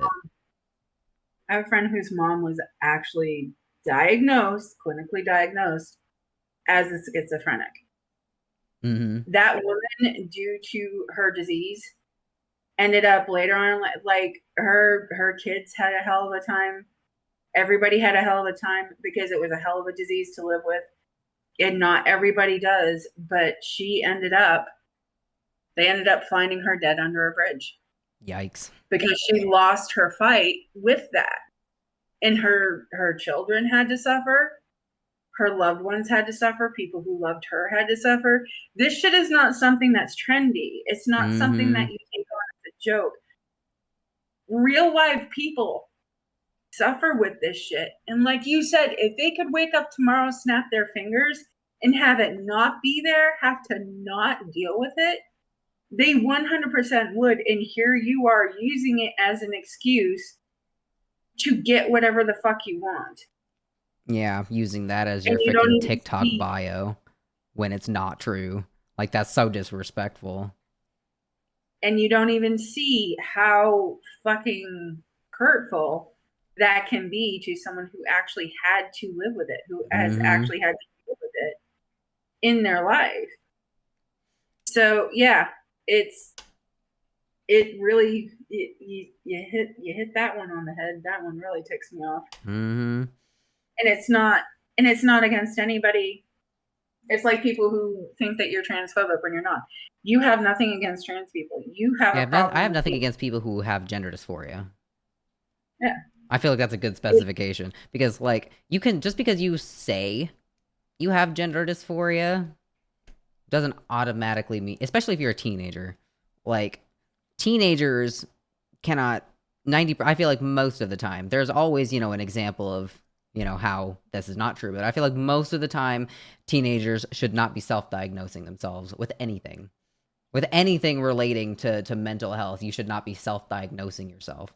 But also, I mean, this might be a little, not necessarily off topic, but also just something else too. It's like all of these people who are jumping on to this, the gender train, the trans train, is also kind of contributing negatively in another way because, and this is something that I hadn't gotten to say when I went on Dr. Phil too, but they were saying that people only there was that one, person who shall not be named because their name just makes my mouth taste bad, said that people only they said that it was a trans person. I cannot tell if they are a girl or a guy. And I don't care if I piss people off with that. I think they're a piece of shit. But they said that people only detransition because of transphobia. And, like, regardless of how you interpret that statement, that is harmful in many ways. One, it completely denies my entire existence because I detransitioned because I was wrong. Because I thought when I was a teenager that I was trans. I wasn't. I figured that out later. I was wrong.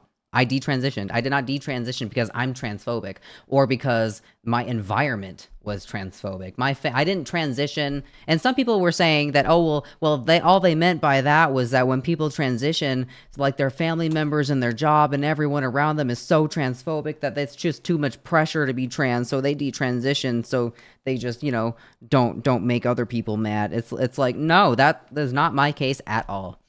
I was wrong. And some people, I feel like it's such a harmful narrative for people to say that, no, trans people are never wrong.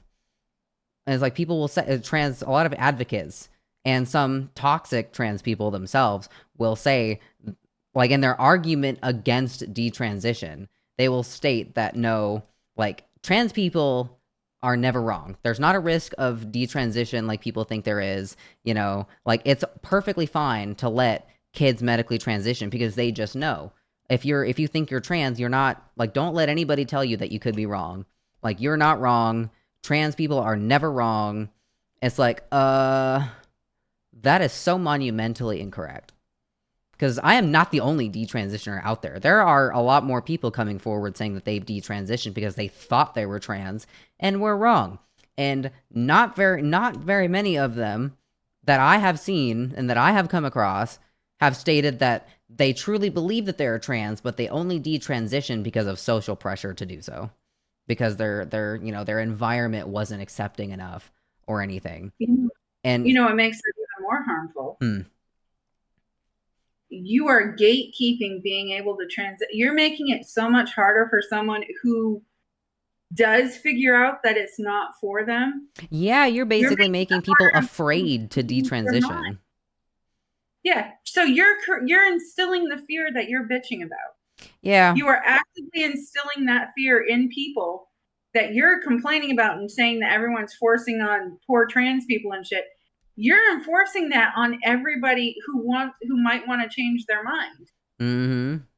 When I first talked about, yeah, like I got quite a few DMs when I first made my detransition video on YouTube, the very first one.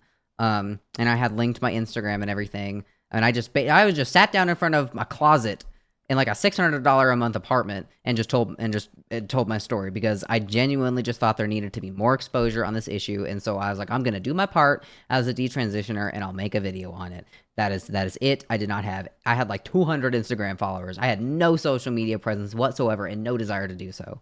The only motivation I had to post that video was just educational. I just wanted other people to hear that, if they're thinking about detransitioning, that they are not alone. Because when I thought about detransitioning, the only one that I had really seen on YouTube for information was Elle Palmer, and she had talked about detransitioning.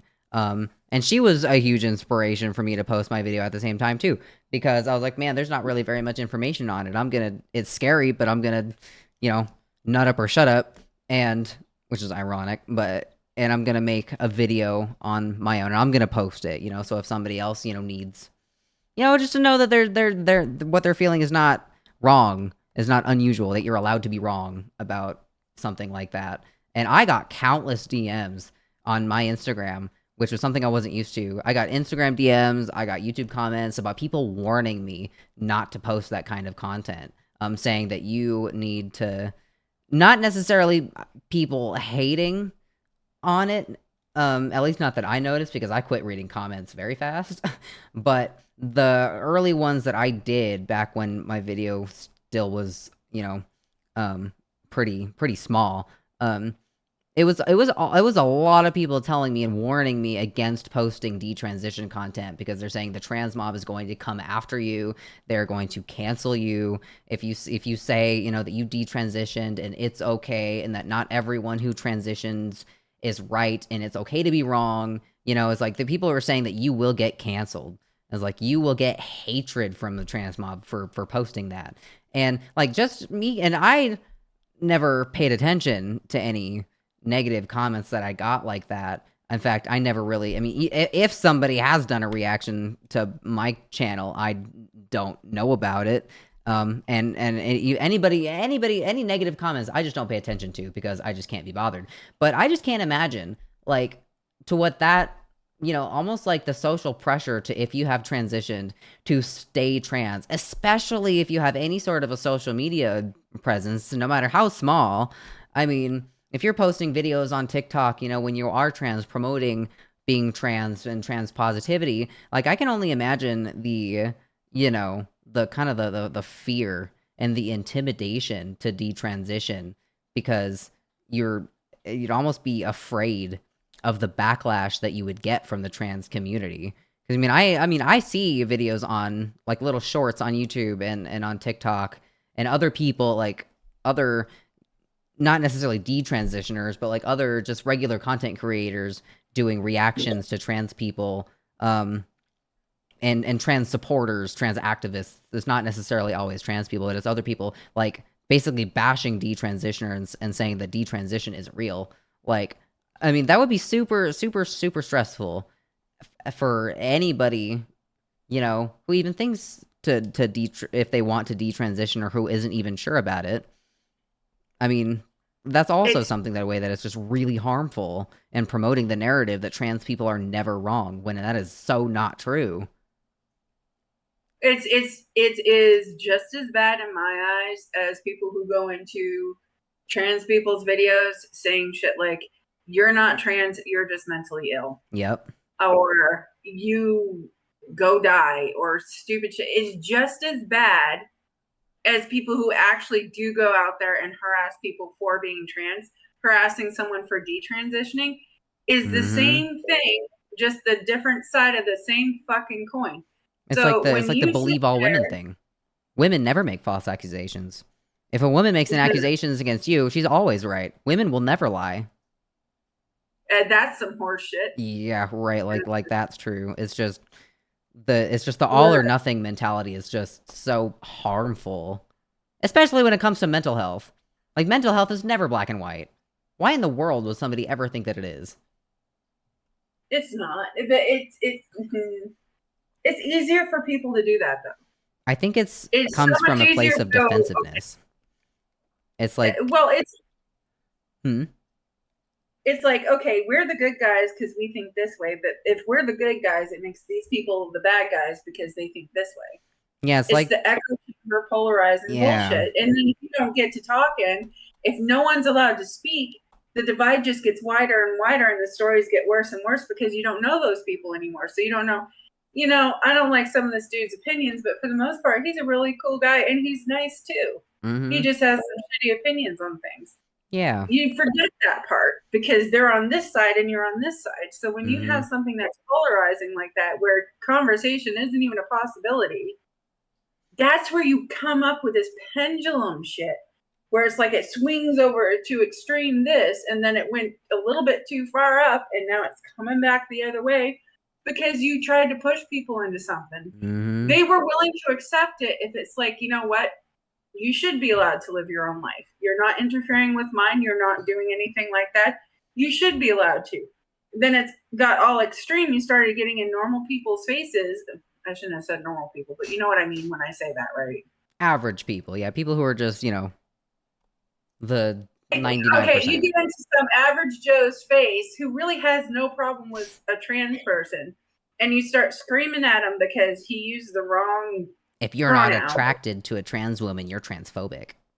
Yeah. If you won't date someone because they're trans, that's transphobic. People can't help what makes their dick twitch. All right? That is what it is. You don't force that on anybody. That is a chemical reaction in the fucking brain. The only time when I have an issue with that is, like I said, when it involves kids or animals. Mm-hmm. That's a problem. Other than that, like, who cares?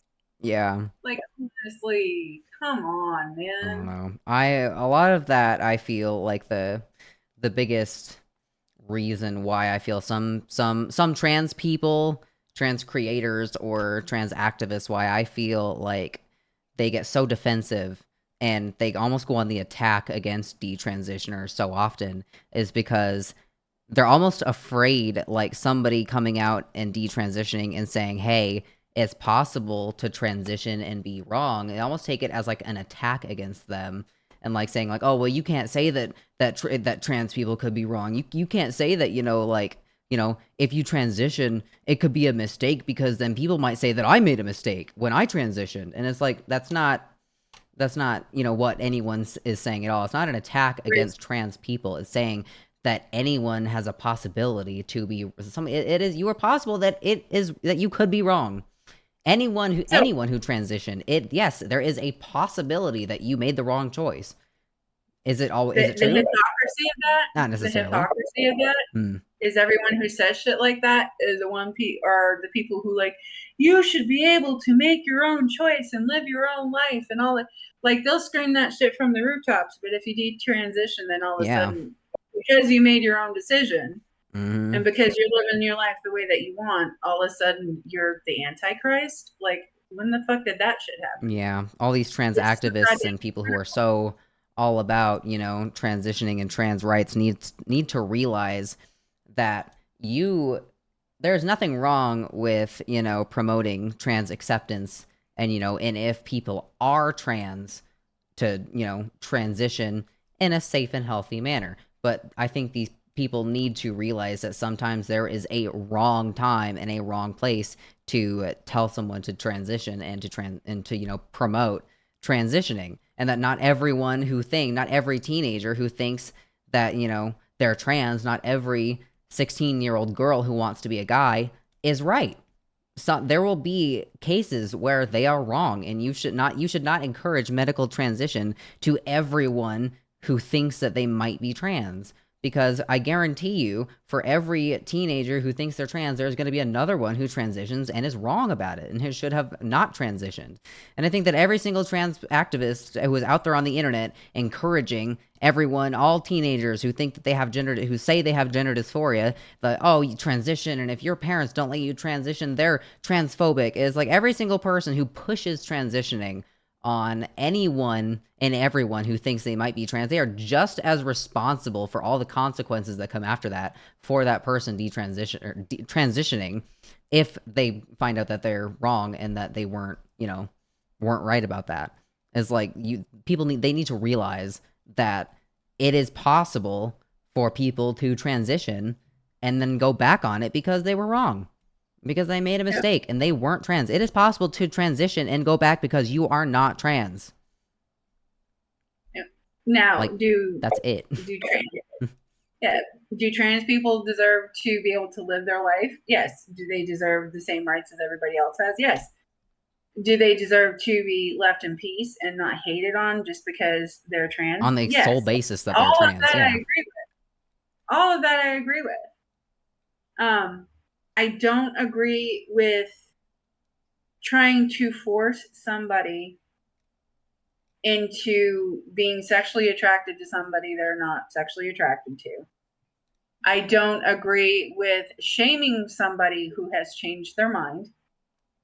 I don't agree with, becoming what you hate. Yeah. And that's what they do. See, when they're a fanatic, they are so focused on their cause or their purpose or whatever the hell they want to call it. And so everyone is free to have their own opinion as long as it's mine. Yeah, they're so utterly blind to everything and everybody else around them. Any other kind of opinion, everything else, they are so utterly focused that they can't comprehend that anything else has value. And that's what causes them to be so harmful. Mm-hmm. It's harmful. And they're not new. They've been around the religious community for centuries. And it doesn't matter what religion you point at, any kind of religion has had their fanatics, which gave everybody else a damn bad name. Yeah. And the trans community essentially has every group. Whenever there's going to be group, any group ever, like movie groups, Star Wars fans, Marvel fans, religious fanatics, the gender thing, literally anything online, if of a group, there is going to be a portion of them that are crazy about it. Yeah, that give the rest of them a bad name. Police officers. There are a ton of good police officers. There are some that are, corrupt and pieces of shit and give the entire rest of them a horrible name and make everyone think that all cops are fucking horrible. Yep. Every group will have people that make the rest of them look bad. Even detransitioners too. I mean, I've almost invited a detransitioner that I had discovered. I don't remember who it is now because it was a while ago, but I almost sent a message to ask to see if they wanted to, just talk because I had seen, just a video that they detransitioned. But after doing some more research, I kind of had discovered this dark cloud over them. And I mean, they didn't really have content because they weren't a content creator, but they had appeared on places talking about detransition. And then I went on their Twitter and just some other places that they had a social media presence, and it was very phobic. It was very transphobic. It was saying no one should transition. All trans people are wrong and mentally ill. It was almost blaming society for letting them transition and doing that to themselves. And I was like, oh, I can't talk to you. Yikes. So, I mean, it's everywhere. Even detransitioners. I mean, I'm a detransitioner, and I've seen other people who detransition, and it's just what the fuck are you talking about? You can't say that just because it didn't work for you, it's not going to work for anyone else. That's the exact thing that that we're fighting against. You're being a hypocrite. Yeah. It's ridiculous, and a lot of people feed into that, and a lot of it is I don't know, a lot of it is people just, again, not allowing discussions, not allowing the agree to disagree to exist. Mm-hmm. I have to do it all damn day long because there's a lot of people I talk to that I don't agree with them, and I have to sit back because I can get rather spicy myself. Yeah. And I have to sit back and go, okay, I'm just going to agree to disagree with you and kind of remove myself from the conversation now. Have a good day. Mm-hmm. And I have to do that. It sucks. Do I wish that I could talk sense into them from my point of view, my perspective? Because I'm sure from their perspective, they wish the same thing about me. Yeah, I do. But it's not. It's about the realization of when you need to pick your battles and when to sometimes just keep your mouth shut.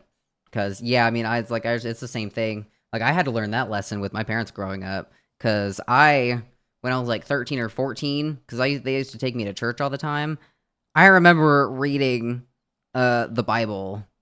And it wasn't the big, thick, old-fashioned Bible. It was like a kid's version, but it was still very long. And I remember reading it, and it wasn't like a kid's Bible, but it was like a shorter, more easily digestible version. It was like a Cliff's Notes Bible. Yeah, and I remember I was 13, and I just remember reading things in there, and I was like, wait, that doesn't make any sense.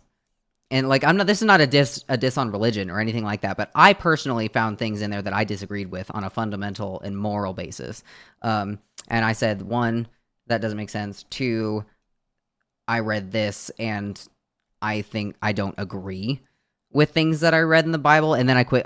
When I was a teenager or early teens, I quit going to church, and I had to learn the lesson to not try to I had to figure out when it was a good idea and when it was appropriate to try and talk to certain people about things and change their mind, and when to learn that it's not going to happen, and that it's a lost cause, and it's not that you're wasting your breath, but to know, when it's not, it's just not worth your time.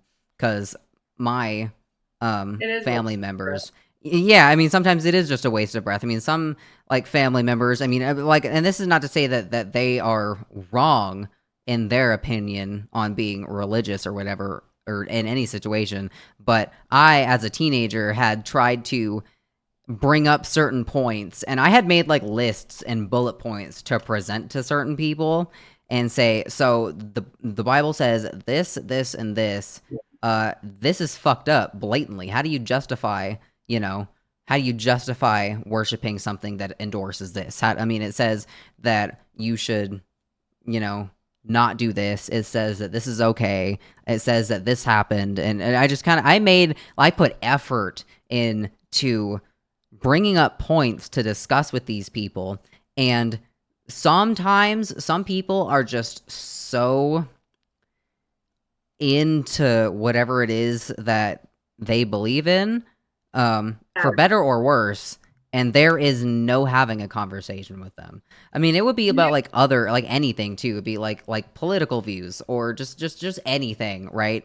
Being homophobic or whatnot. And sometimes it doesn't matter what arguments you bring to the table. Sometimes people will refuse to have a conversation with you, and they will shut down, and they will just build a wall, or build a wall. I mean, build like a mental wall. And some family members did this with me with anything that, I thought that they were being blatantly an asshole about, and they just would shut down, be like, I don't want to talk to you about this anymore. And they just went, like, when they get kind of pushed into a corner on how whatever it is, you're trying to talk to them about is either kind of fucked up or kind of wrong. Like, some people will just refuse to talk to you about it. Can't, because you challenge their status quo, which would mean that they'd have to change their worldview. Yep. Which means that they'd have a lot of work to do, and they don't. And some people do not want to do that kind of mental effort. Oh, I have an aunt who once tried to tell me that gay marriage was unconstitutional. Really? Yes, that was her legitimate contention against gay marriage. To which I asked her if she actually ever read the Constitution, to which she doesn't speak to me anymore. But yeah, like the second some people, when they are presented with facts that prove that they are wrong, they, instead of admitting that, it's like, okay, maybe I have some thinking to do, or it's like, okay, or it's like, maybe I'll have to think about this some more, or even remotely admitting that part of their argument might be wrong or might need some work, or even that they could do some more reading and educate themselves further about a topic, they will refuse to do so and just either completely cut you off or just refuse to engage in the conversation further. Yep. Oh, they do. It's ridiculous. They do. It drives me nuts. Well, I grew up Mormon, mm-hmm. right? My mom always had missionaries over. And I swear to goodness, she always had missionaries over so she could watch me argue with them, because I read the Bible front to back. I also read the Book of Mormon, Pearl of Great Price, Doctrine and Covenants. I read the whole shebang, right? And I would sit there and have conversations with them, like what you were talking about, religious books, and I would leave them flabbergasted and not knowing what to say. And I swear to goodness, even though my mom's super religious, I swear she did that on purpose because she thought it was funny. I wouldn't be surprised. Well, it is my mom. She's the one who wanted that. I'm not going to get into that story. Anyway, so I have come to a conclusion. I am now paranoid because I keep on looking over at where the spiders are to make sure that they're still there. Yeah. Look, they duplicated before. Watch out. Hee hee. Hmm. Sorry that my brain went that way. I'm getting Mine does that too. Yeah. Well, we've kind of meandered from the insecurities of young males coming into your stream to a lot of different. Mm-hmm. And I don't know, like, yeah, we kind of bounce back and forth between a whole lot of stuff, but I mean, hey, I got 2 hours of content right now, so fuck yeah. But yeah, I mean, and back to what we were originally talking about, since you brought that up too. I mean, yeah, and it's part of, you know, sometimes, I mean, that happens. And I mean, I even had Avery ask me about this too recently, because I had decided to just kind of test out. I just wanted to do just a test, and it wasn't due to any sort of like insecurity or anything on my part about my voice, but I did have kind of, I think I went through like a stream, and I had like 3 or 4 different people come in that one stream and either call me a dude or ask if I was trans. And I don't know, I at the end of the stream, I did get a bit fed up with it, but I decided afterwards, the next day, I set up a voice mod, and it wasn't because I'm ashamed of my voice or anything. Do I want it to change back to where it was? Yes. But I don't think it, like, I'm not like ashamed of it, you know, like it is my voice. Like, I don't let other people who come in and other people's nasty comments like get to me in any way, but I did want to test and see if me having a voice mod on would affect my growth at all on Twitch, if people didn't hear my voice. And at the end of the day, I mean, I only tested it for like a day, and I didn't really test it very further, but hell, I even didn't like it. Maybe that's because voice changers just these days aren't that good. But I mean, I don't know. For those of you who are curious, I have more growth without a voice changer than I do with one. So I'm not gonna like use one anymore. At least not like consistently. But yeah, I mean, even stuff like that, kind of pushed me to test if having a voice mod would make a difference. And I mean, hell, I mean, if it did, if I had a voice mod on and my views skyrocketed and everything like that, which I didn't expect it to, but if it did, I would have used a voice mod consistently. Cat, get away from my desk, you fucking monster. But yeah, I mean, if it did make any sort of significant change, I would have. But it did make a change. It did make a change. For the first stream, and how many streams, you didn't have anybody come in and ask if you were a dude or if you were trans. That is true. That entire stream, I streamed for what, like 9 or 10 hours that day with a voice mod on consistently the whole time. And I didn't have a single person come in and ask me if what's wrong with me, or are you a dude, or, you know. Even the next day when you had a different voice mod that made your voice sound deep as hell. That's right. I did it for 2 days. That's right. Yeah. Yeah. You went high where your voice sounded, I thought it sounded almost childlike, but other people disagreed with me. It can be what it is. I think you're too used to cat. Yeah. And Sorry, then that's breaking things. It's okay. And then you went into mega dad voice, Mondo. Yeah. Even with that, because it was an obvious voice mod, no one came in and asked. Yeah, exactly. And I can't tell you how irritated I was with that, because it proved your point, and I didn't like that it had proved your point. Well, I knew that it was probably going to go that way. But my whole, I don't know. I mean, it was kind of just like an experiment that I just wanted to test and see, you know, how that would go. Because in my head, and when it comes to content creation, I like to think of everything pretty logically. Oh my god. Hold on, sorry. My cats are literally destroying everything. She stole my lip gloss. Brother. But, I don't get emotional, really, or upset, you know, even if I get hate comments. I don't read them, and 2, when I do, why is some random person's opinion on the internet going to matter to me? It doesn't.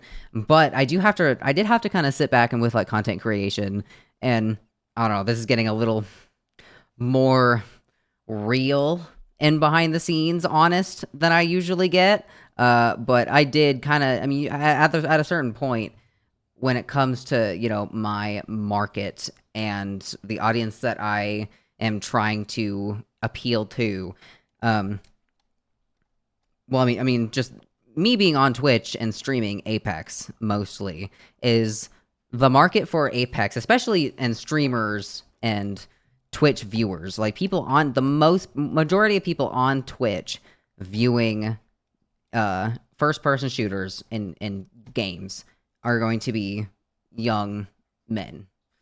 And the market of young men is exactly the market that we are talking to about having this issue of insecurity and almost being afraid to watch or be interested in any way in a person if they think that they might be trans or whatever. And we've had that entire conversation. So those are exactly the people that I am trying to appeal to.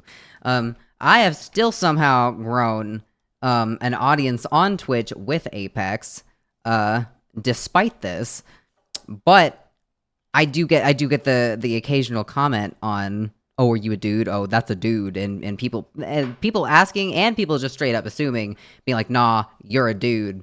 I don't believe anything else you have to say. You say you're not trans? Nah, I don't believe you. You're a dude."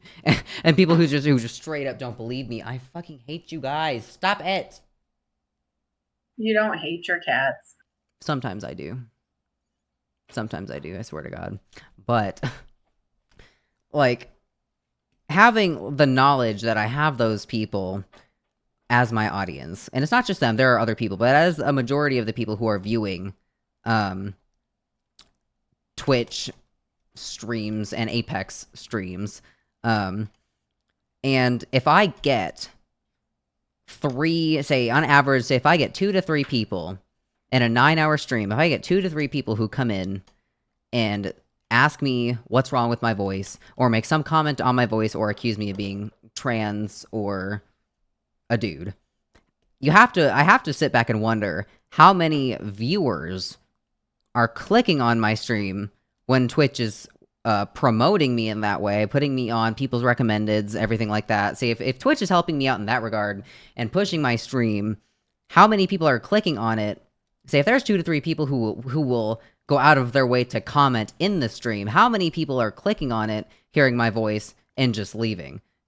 Because they just assume, based off the way that I sound, that I'm trans. And so with that knowledge, I mean, it's like if there is every 2 to 3 people every stream, there's got to be at least 20 who click on my stream and then go off because they just assume that I'm trans without, you know, any sort of a knowledge otherwise. And so yeah, that is contributed to why I tested to see, you know, if a voice mod would make any sort of a substantial difference. But I think the problem with that is that, yes, I used a voice mod, and it prevented me from getting the comments in my stream about my voice, but the use of a voice mod in itself is so off-putting, I feel, in a Twitch stream, especially to people who were already subbed and who already usually viewed my channel and who had, you know, just gotten used to my voice the way it is. I feel like the use of a voice mod was so off-putting in that regard that it negated the value that it gave me in not getting those comments. So yes, I used a voice mod and I didn't get any comments with it, but I also feel like it hindered my growth at the same time because it just sounded so weird. So at the end of the day, it's just not really worth using. But yeah, that is for, you know, for people who were there and you saw my weird boomer voice. Yeah, that is kind of like the thought process behind that, but yeah, I don't know. Not worth it at the end of the day, I don't think. Well, I'll tell you what, the only thing I liked about the first voice you used is when you swore using that voice, because the dichotomy was funny. Other than that, no. Yeah, and there aren't enough AI powered or even any setting on a voice mod app or a filter or whatever, like there's no setting that will make me sound feminine enough to pass just by my voice as completely female. That doesn't sound weird or robotic or a little bit fucked up or too high pitched and squeaky. Like there isn't any setting on a voice mod that I could use that would have new people coming in and not know I was using a voice mod. Like it's very obvious that you're using a mod no matter what, audio that you have. And if other people are using a mod and sound completely fucking normal as a totally normal chick or a dude, then I am just out of the loop and I have no idea what they're using. But to the best of my knowledge, there's just nothing there that sounds good enough to pass as not a voice mod. Yeah. It is what it is. I mean, I'm biased because I came in on your first video, so I heard your voice right after you made that first video. And I've been listening to you pretty much since then. So the change was gradual. Like when I watch like one of your first YouTubes and listen to you now, the change is a lot. It's a lot of change, but where it was gradual, it didn't bother me. The whole voice mod thing freaked me the hell out. Yeah.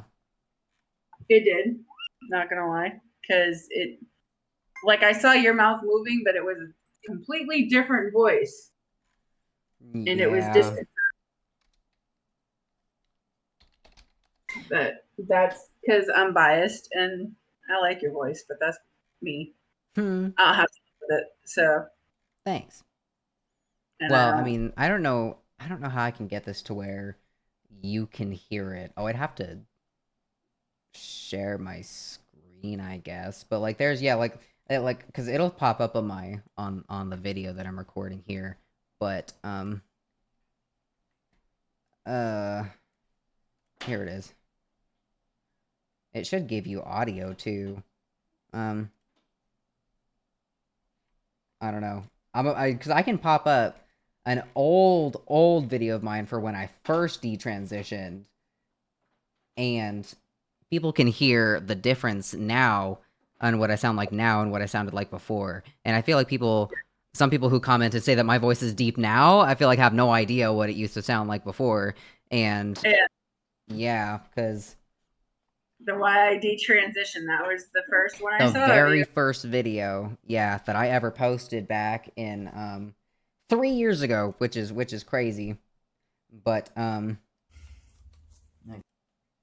transition, I looked it up and can you hear that? YouTube videos out there and there's a lot of good content, but I couldn't find any of the answers or things that people were talking about for things that I wanted to know. I just couldn't find anything. So I was like, well, screw it. I'll just make a video for the things that I know now. And that is me and what I used to sound like. Hell,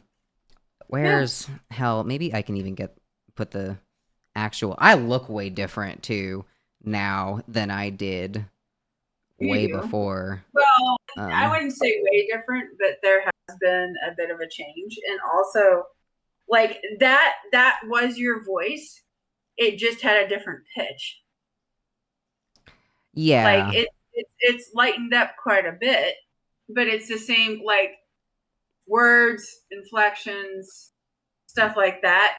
So, but it's come up quite a bit in pitch, and yes, I could hear that. Yeah, because I mean, I just have I'm just gonna put like a side by side. I have to crop all of this live in my OBS too, which is kind of a hassle, but it is what it is. Like this is, I'm just gonna have this in the background that I wish I knew. This is, it'll help somebody else down the line. You never know. Like a side by side difference. So a little bit of backstory about me personally. I didn't transition. Now, I was when I first just where it first started, and like that's a horrible place to pause on. it's all horrible places to pause on. But yeah, like either way, I mean, it's just crazy how people will come in now and into like my streams and my YouTube videos and everything and see and hear my voice and the way that it sounds now, and then they'll hear something like that, guy, or even think about And- transitioning really until I was 18, like probably. and then they'll hear, and it's just, I don't know, they're just compared to that, I don't know, it's like my voice and everything has come a ways in 3 years, which I don't know. That was also sorry, I don't mean to interrupt you, but like that was also something that was kind of like I don't know, like a huge worry for me, and that I feel like is a huge misinformation online, because when I first detransitioned, people said that your voice will never change. They said it's your voice is stuck like that. You know, that is what it is. Now, my voice will never get back to the way that it was before I went on hormones, but I do not sound like that anymore, very clearly. Like my voice has definitely changed, and I have not done voice training. It just over time lightened again. So yeah, that's also something that is wildly inaccurate. And I almost didn't detransition, because I was like, man, I can't be a chick and sound like that for the rest of my life. But yeah, I don't know. People are crazy online, though. I'll just assume literally anything without doing any research whatsoever. And it's funny because in those first streams, like people came in, but they came in from your first videos. So they knew pretty much what your situation was. And anybody new who came in was very quickly educated before they got, and you had that whole blurb and everything like that. Yeah. People coming in now, like a couple of years later, hearing you now, they still think that your voice is deep. They don't know this video, and they don't know the history behind it. So it's kind of funny to me, because like I remember what it used to be, and I remember like all the different things that you went through. You've changed quite a bit in the 3 years I've known you. Yeah. There's been that, and that's just the 3 years I've known you. So like certain opinions have changed, certain processes have changed. Mm-hmm. Voice has changed. You know, all that stuff. There's been so many different changes that we often joke that the only consistency with you is change. But yeah, it's somewhat a joke and somewhat true, because you're still in the process, and again, you're right at the age where you should be doing this, in my opinion.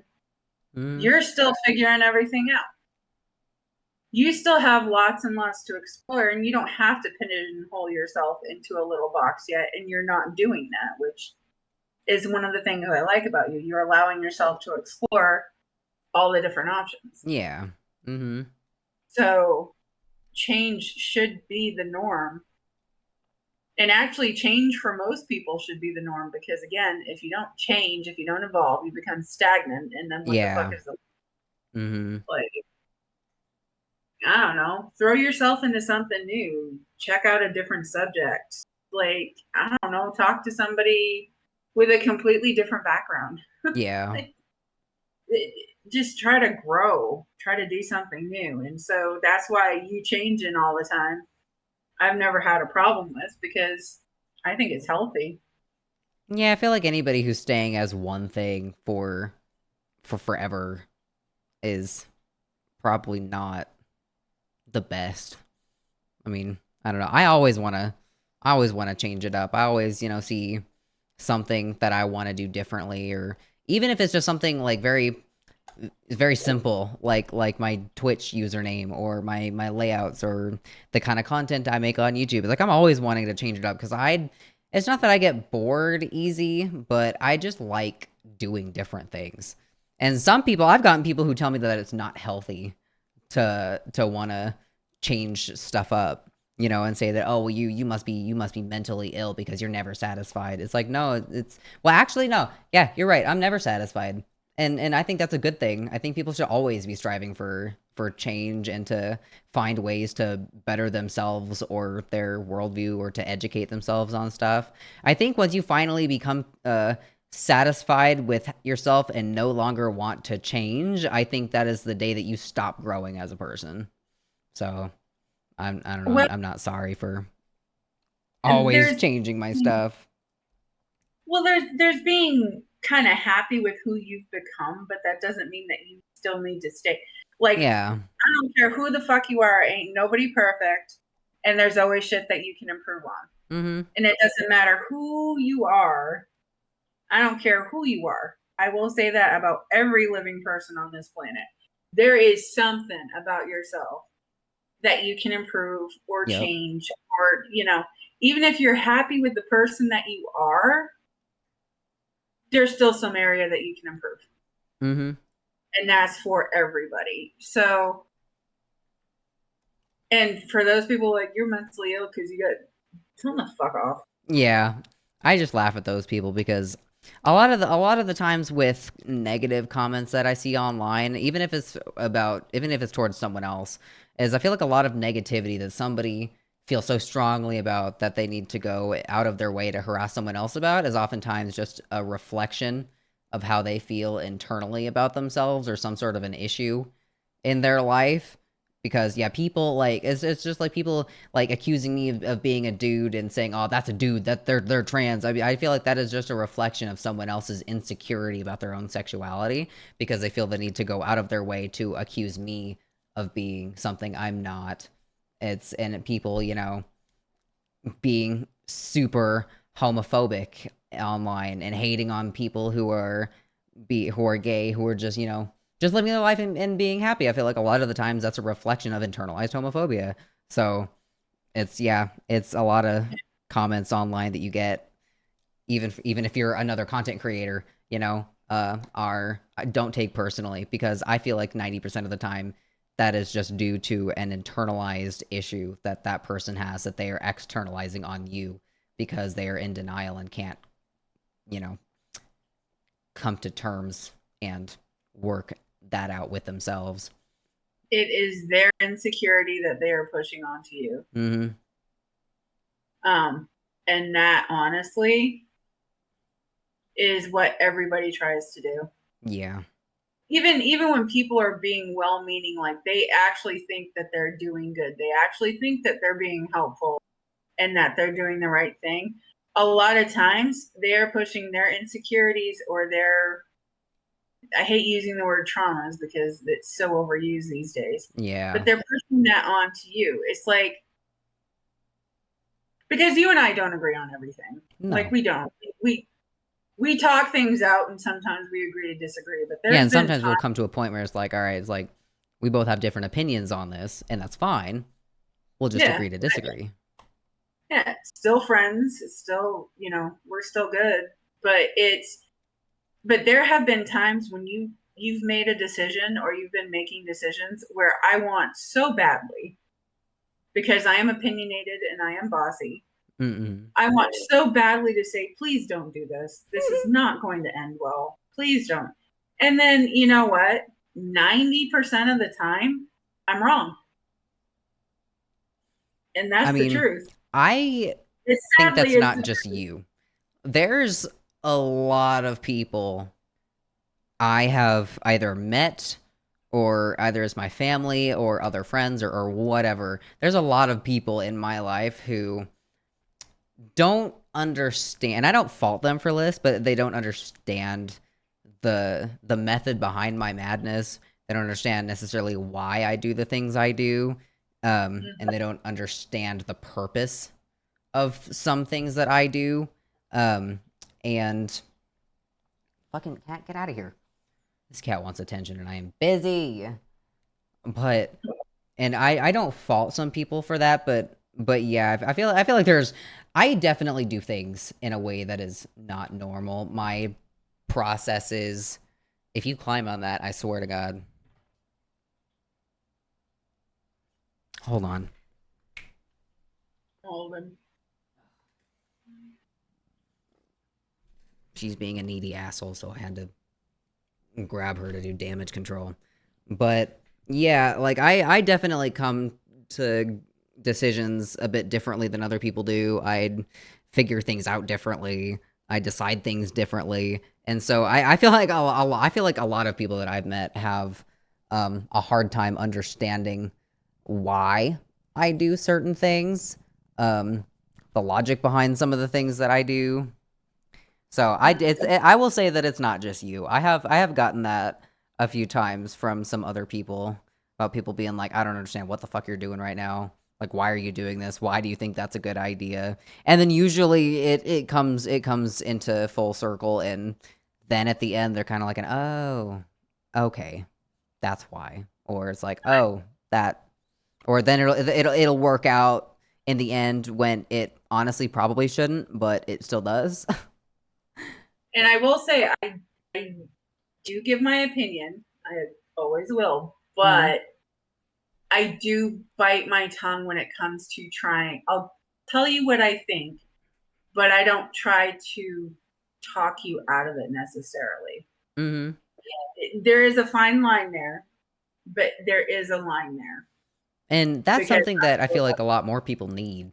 I feel like too many people have yes people in their lives where people are afraid to give. I don't think anyone should necessarily, unless it's something horribly, horribly wrong that somebody should not do. But if it's just about, just basic everyday stuff, I feel like people should have people in their lives to get differing opinions from, but I feel like some people I feel like don't know where the line is. I feel like some people don't know how to give their opinion without trying to convince someone of something or talk them into something. I feel like some people don't know where to just give their opinion and then leave it and say, do with that what you will. I feel like some people will be like, well, I think this and this and this about this, so I really think you should do this and this and this. And I feel like some people go too far with it, but you don't do that, and I do appreciate that. These cats are destroying my stuff. Yeah, Stop! Trust me. Get out of there. Mine are pissy because it's past my bedtime, so... Yeah, I am going to have to end this too because I have 2.5 hours and it's going to take forever to render and forever to upload. And probably edit. Yeah. You're not going to show them my spider psychosis. I'll edit it a bit. I hate you. You're welcome. You're such an asshole. Anyway. It is my job. I will talk to you later. Have fun with the 2 cats. Thanks. You too, with your spiders, if they're dead. Oh. Very funny. I'll talk to you later. Talk to you later. Bye. Bye. Okay, so very long podcast today, but I did just want to kind of, I don't know, talk about some of that stuff. And yes, my cats are still destroying stuff, which is why I need to go.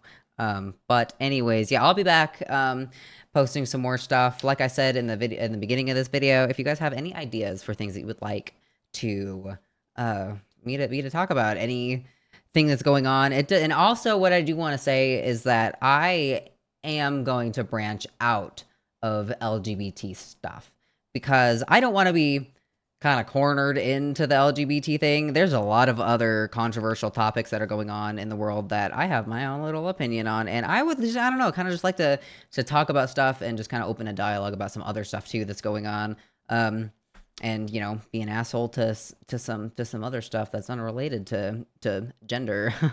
But anyways, that will be future stuff. Once again, the Discord is going to be linked below for this video if you would like to join in. I'm also going to link the gaming Discord down below too. There are 2 separate ones. Make sure you click on whichever one you were interested in, or both if you would like to join both. There's also no harm there too. But yes, give me ideas. I live under a rock. I don't know anything about anything. But yeah, let me know what you guys thought. Let me know what you guys what your thoughts are on some of the stuff that we talked about today too. I'm always curious as to what you guys think. Once again, I won't necessarily agree with anything, that's not in the contract. But I definitely do like to read, where you guys are coming from and your experiences with everything too. But yes, let me know what you guys thought wherever. And I will catch you guys when I catch you. So, bye bye.